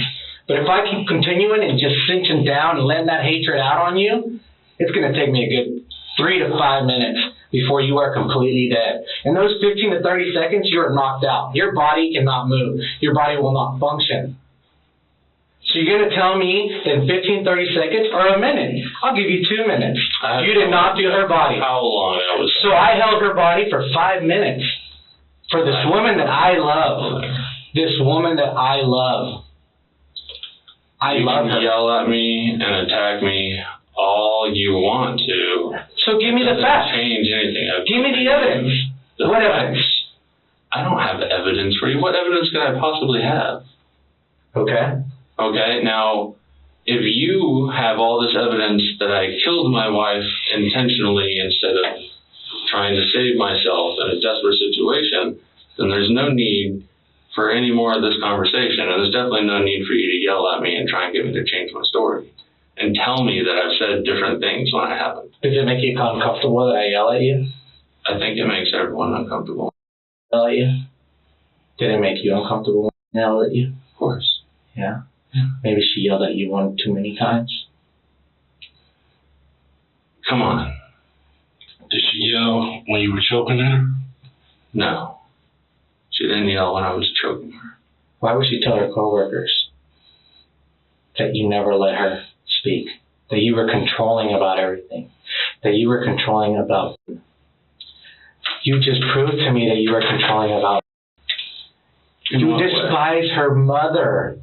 I don't because her mother laid on the wrong side. You can have thanked her for what, but guess what? Mr. Kevin wants to attack the mother because the mother wasn't watching. You're putting words into my mouth.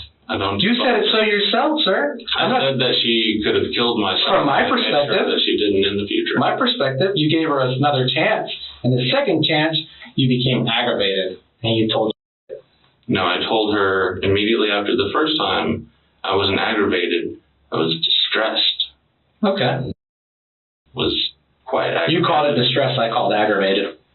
I think they mean very different things. Yeah. So let's talk about the facts. I just murdered my wife. I go back inside and I take a shower. I jump right in the shower. / bath. I jump in the bath. It was the best comfort I could find. What about your fucking son? While his dead mom lays on a cold ground, what about comforting your son? My mother was comforting my son, and my father was on the phone with the police. That's why I was able to go and process. But still, I still think that's selfish. I still think that's selfish. You can call me selfish. He'll never have his mom again. I wish that weren't the case. Because of you. Technically. Because of you, he'll never have his mom more again. Deeply. And that sucks. Because of her. No, because of you. She didn't strangle herself. You told us you strangled her. Use whatever because of you want to. No, that's the truth. You told us that already. Listen. Are you ready to face your son and look him in the eyes and tell him you murdered his mom? Of course not. Because I didn't murder her. Yes, you did. I'm not going to tell him that I had anything to do with her demise. You're a fucking coward, man. You're a coward. If you can't own up to that because it's the truth. Maybe he already knows. Because I won't tell my 4-year-old son what happened. Maybe he already knows what happened. That's probably the only man up in faith, man up and telling the truth. So hopefully one day he may develop some dignity and respect and pride for you still. Keep attacking me, sir. I'm not attacking you, man. I'm telling you the truth. You're not telling any kind of truth. You strangled the woman you love in your front yard, where eventually your son had to walk out of. Go talk to my son. Talk to him as many times as you want to. Talk to me as many times as you want to. Change up your version of what I said as many times as you want to. You're changing your version. I haven't changed my version. You have. This morning, we started off with this morning. She came and woke me up. I usually make breakfast, but for some reason I didn't decide, even though she was being friendly, and gave me a hug. And then we went out. Chance to get Second time, she woke me up. I went to the bathroom, I went to the living room, and I got on the inversion table. Well, what fucking time did you get up? I don't know. I've done 4 things. Maybe I'll check the clock. Maybe I won't. Who knows? Why would I? At none of those point in times did you ever check on. Did you ever say anything about it? Are you sure? Sleep? You I know. was going about our usual routine How do you know? that way because he didn't come out. If he was awake, he would have Sir, been out. I have a 3-year-old son that sometimes sits in his bed and plays with his toys. You For know a your while. son.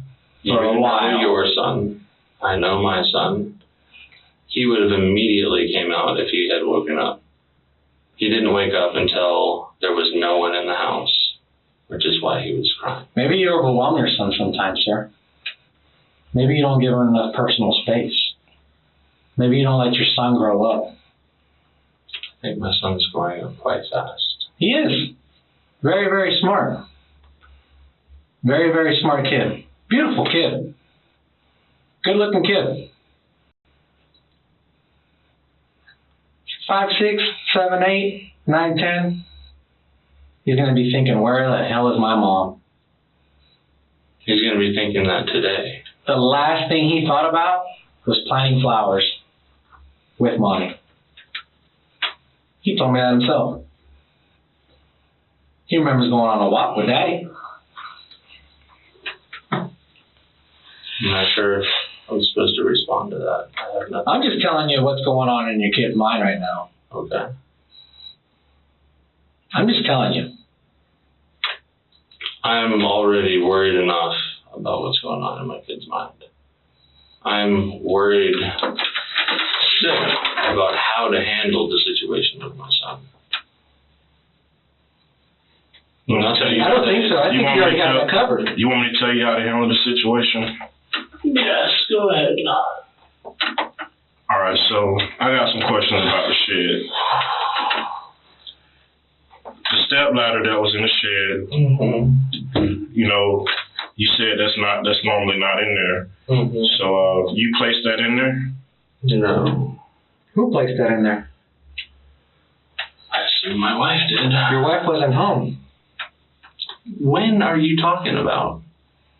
What are you talking about? I told you that a couple days ago they transplanted tomatoes, and I think it was yesterday. Wayne, your wife is never home. You said that yourself. She won't take time off. She's been coming home. I also said that. She has been coming home. And she did those things with him. If himself told you that they planted flowers, it's going to be a little hard to argue about whether or not that happened. Okay. I assume she put the stool in there to reach something that they used for transplanting the tomatoes or for planting the squash. Okay. What about the strap that's hanging up on the rafter above the door in the shed? Who put that there? A strap. Yep, black strap. What kind of black strap? It kind of resembles like a seat belt, but it has like 2 metal hooks around it. It was tied up above the door. Maybe my wife put it up there. That strap was for us to hang a swing from a tree, and we didn't use all the straps. If it's the strap, I think. Maybe your wife put it up there? Why would your wife put it up there? I doubt it. If my wife put it up there, it might have had something to do with what happened this morning. Or maybe not. How convenient. Why do you think she would put? Let me ask you this, and this is not me grilling you or busting your chops, man. And all I'm seeking is an honest, sincere answer, because it's an honest, sincere question. When you think about that strap and what it was what you guys intended to use it for, and the position and location where I just told you where it was, if you think that your wife put it there, why do you think she may have put it there? Either because of this morning, or because she planned on hanging something else up there. It's not. But what would it have to do with this morning? you know, when in relation to the strap, what do you think she may have intended to do with it this morning? Possibly hang me from it to make me look like I killed myself. So you believe your wife is physically capable of I think my wife picking is you up? physically capable of using tools and leverage and all the things that she uses all the time. And I don't know if that's what she planned on doing with it. She could have planned on doing anything with it. I don't know. You said it earlier, dead weight. Do you know how heavy dead weight is?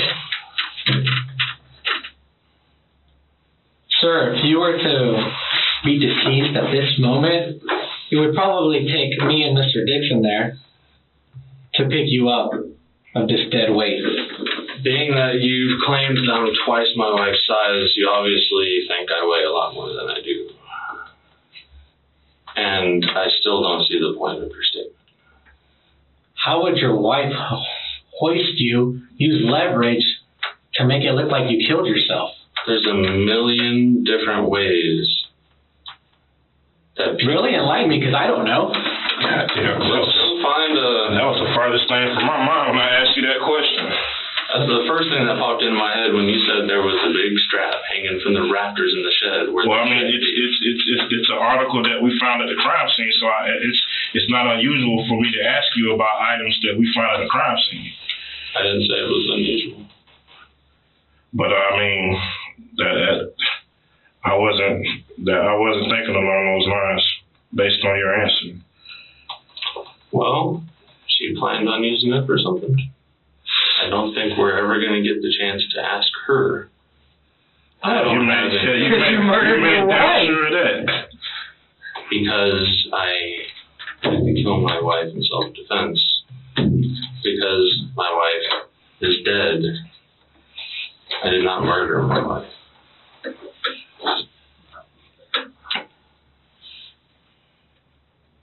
You took the woman's life.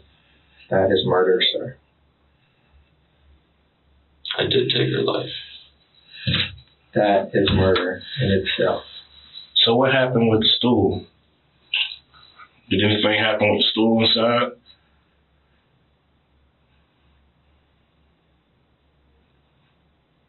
I don't even...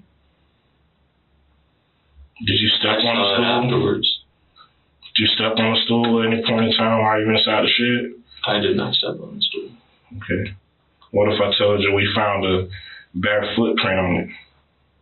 That Probably has my bare footprints all over it, because I'm always barefooted. But you said you didn't know the stool was in there. I use it in the house. I take it outside to use it for other things. I are the people who primarily use it. My fingerprints are definitely all over it too. Coming from there's so much dust in that place, and you can see, obviously, the barefoot on it. Fresh. Just like that strap was fresh. That was hanging from the rafters. If I have a fresh footprint on that stool, then it happened a couple days ago. And that's about as fresh as it is. So, let me ask you this. You've sustained some injuries from this incident, and your wife has sustained some injuries. And, you know, there's DNA.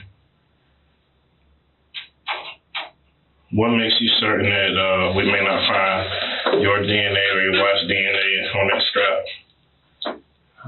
Both of our DNA is on it, and so is our son's. Should it be blood, though? I don't think so, unless one of us had a cut on our fingers when we were putting the swing on. Well, you got abrasions on your hands and scrape marks on your neck, which could have drawn blood. I don't understand what your question is. My question is, your DNA, is there a possibility that we're going to find your DNA, and when I say DNA, I mean blood on that strap, or your wife's blood? On the strap that's hanging from the rafters? Yes. It's possible you could find blood from either of the three of us on there.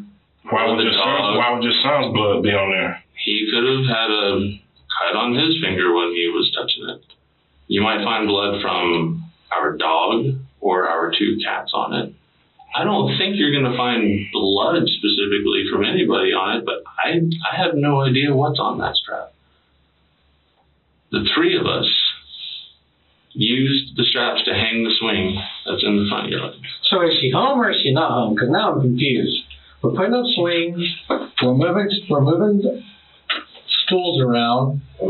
We've been arguing that she hasn't been home. We've got divorce papers. Oh, and by the way, we haven't been sexually active for several years. We don't have divorce papers. We have a relationship agreement. Did she not serve you papers several days ago? No.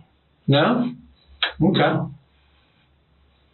Well, pardon me if I'm We mistaken. actually backed off of divorce and talked about separation, and then we backed off of separation and talked about staying in the home. Separation, divorce, same thing. We're not sleeping in the same room. Different. Our wedding vows have totally changed. The same vows that we said to each other, that we shall love each other until death do us part. Guess what? Death did do us apart. Right? You stood in front of her and said these vows to her. The same vows where I believe you guys did this separation agreement on. Is that not the same piece of paper? Where there's some vows written on it? We never made a separation agreement. We never agreed on anything. And we didn't tell each other vows. Because it wasn't suitable for Kevin. It wasn't suitable for Kevin. Keep pitching whatever you got at me, man. I just... Do your job, do it well. I have nothing else. You sit here and you talk, but Kevin is very, very, very, very controlling, and if things don't go the way Kevin wants them to go, Kevin takes action. Everyone's controlling to some degree. Everyone wants Absolutely. to control some aspects of their lives. I am not very controlling. And you took control of your marriage by silencing your wife forever. No, I did not. You did not. She can't defend for herself. She can't talk to us anymore.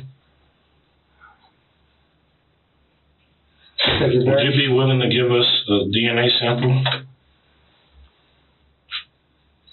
What's in the cup? My saliva is on the. Well, no, I mean not in that form.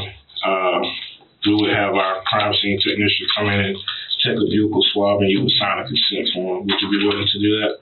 Yeah. Okay. We'll get it.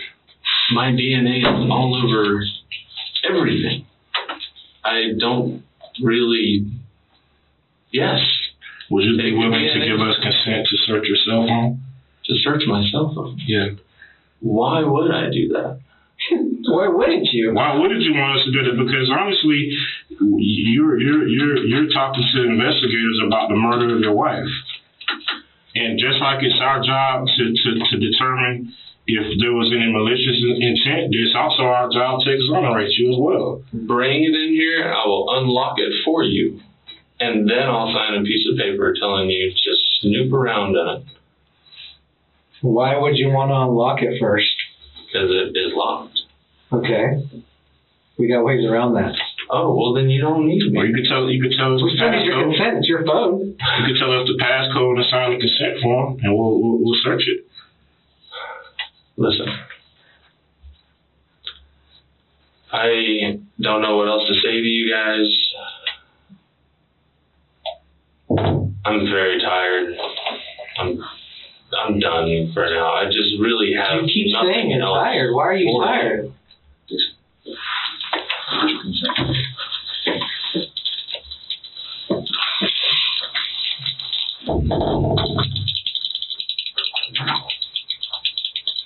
What's the passcode to your phone? It's a pattern. Pattern.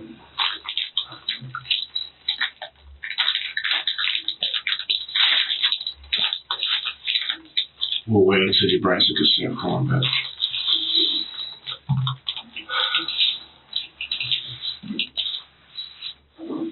All right, so let's take a break from the questions for now.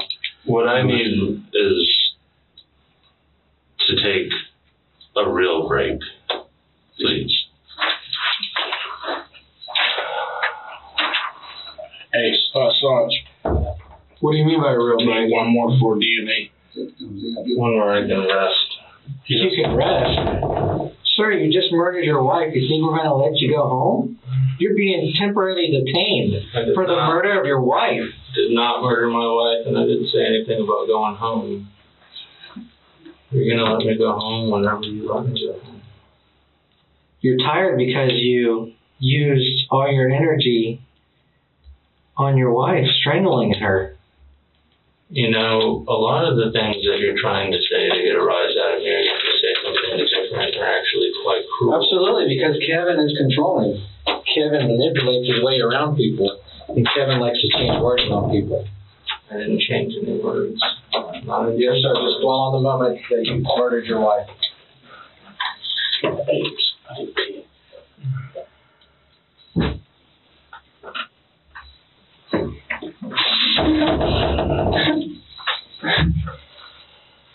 Kevin. I'm very passionate about this kind of stuff, man, and I understand people go through stuff. Everybody has problems. Marriage is a work in progress. It's a marathon, and two people come together and make that decision to take that marathon through life together, through ups and downs. Having kids can be a challenge for a lot of people, especially women. They go through so much with just trying to bring that child to life into this world. They go through many insecurities, like you said, where they're trying to decide if, am I fit to be the mother that this child needs? Am I inadequate? You know, these are questions that a lot of women ask.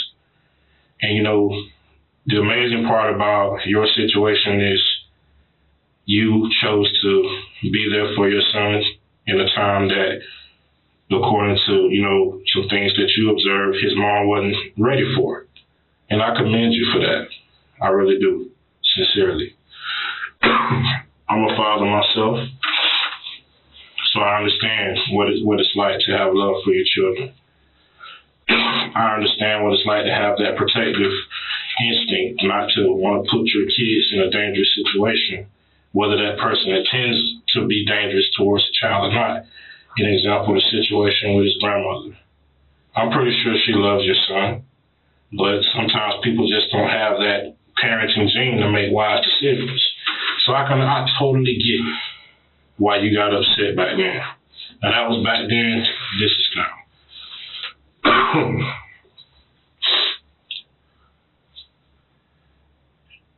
I really feel that everything that transpired this morning was much deeper than what's on the surface. There's got to be, I mean, you got to tell me something that she, for the past couple of days, you said everything was okay. She wasn't well, but it was okay. It was you guys were getting along pretty much. Am I accurate in that? Much more than we have been for a long time. So the understanding that I need from you, Kevin, is based on what you're telling me. What could have possibly changed or transpired in your wife's mind to make her just all of a sudden decide, I'm going to kill Kevin today?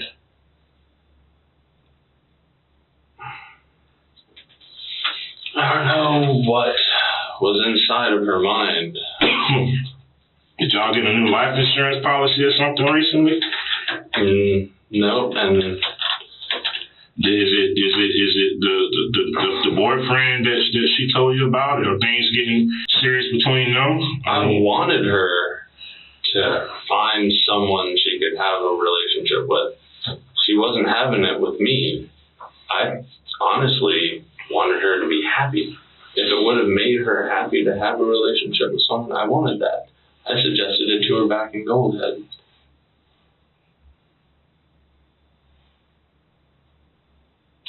And she never told you who this other person was? No. Was there anybody else that you were talking to that she may have found out about and it perhaps made her jealous? No. No, she didn't know, or no, you wasn't talking to anyone else? I wasn't talking to anybody. About a year ago, I'm sorry.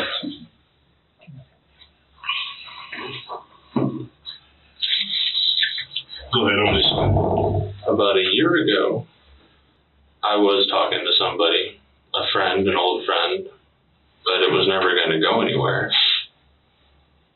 And that's been long since done. And this friend was from Florida or another state? She lives in Georgia. Georgia. Did your wife know about her? No. No, she did not.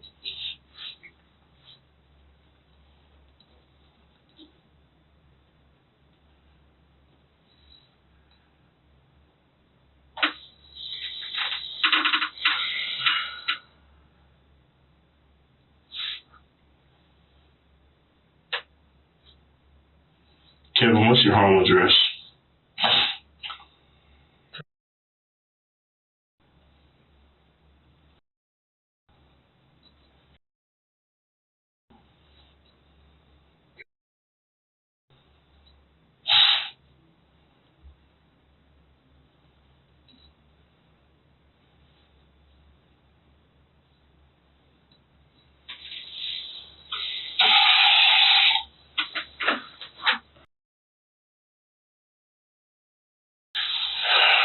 Once you get your shirt on, you have a seat. So,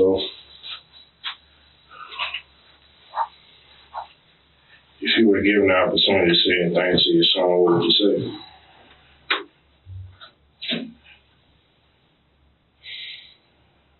Is it only a one-way conversation?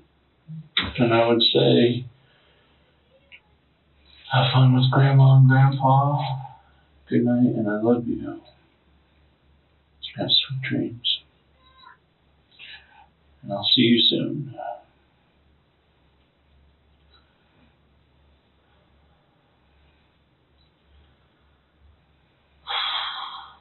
Well, considering everything that's going on, I will try the best of my power to communicate that message to your son, just the way you just said it. I don't know if that's gonna be worse or not. You also got to remember, everything we've said in here is recorded, so he can hear it in your voice.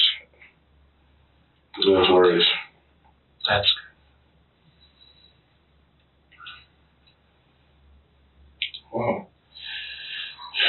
I'm gonna work on trying to get some arrangements made for you to have the things that you need to get some sleep, and we'll take a break from this today. There's still a lot more that we probably need to discuss, and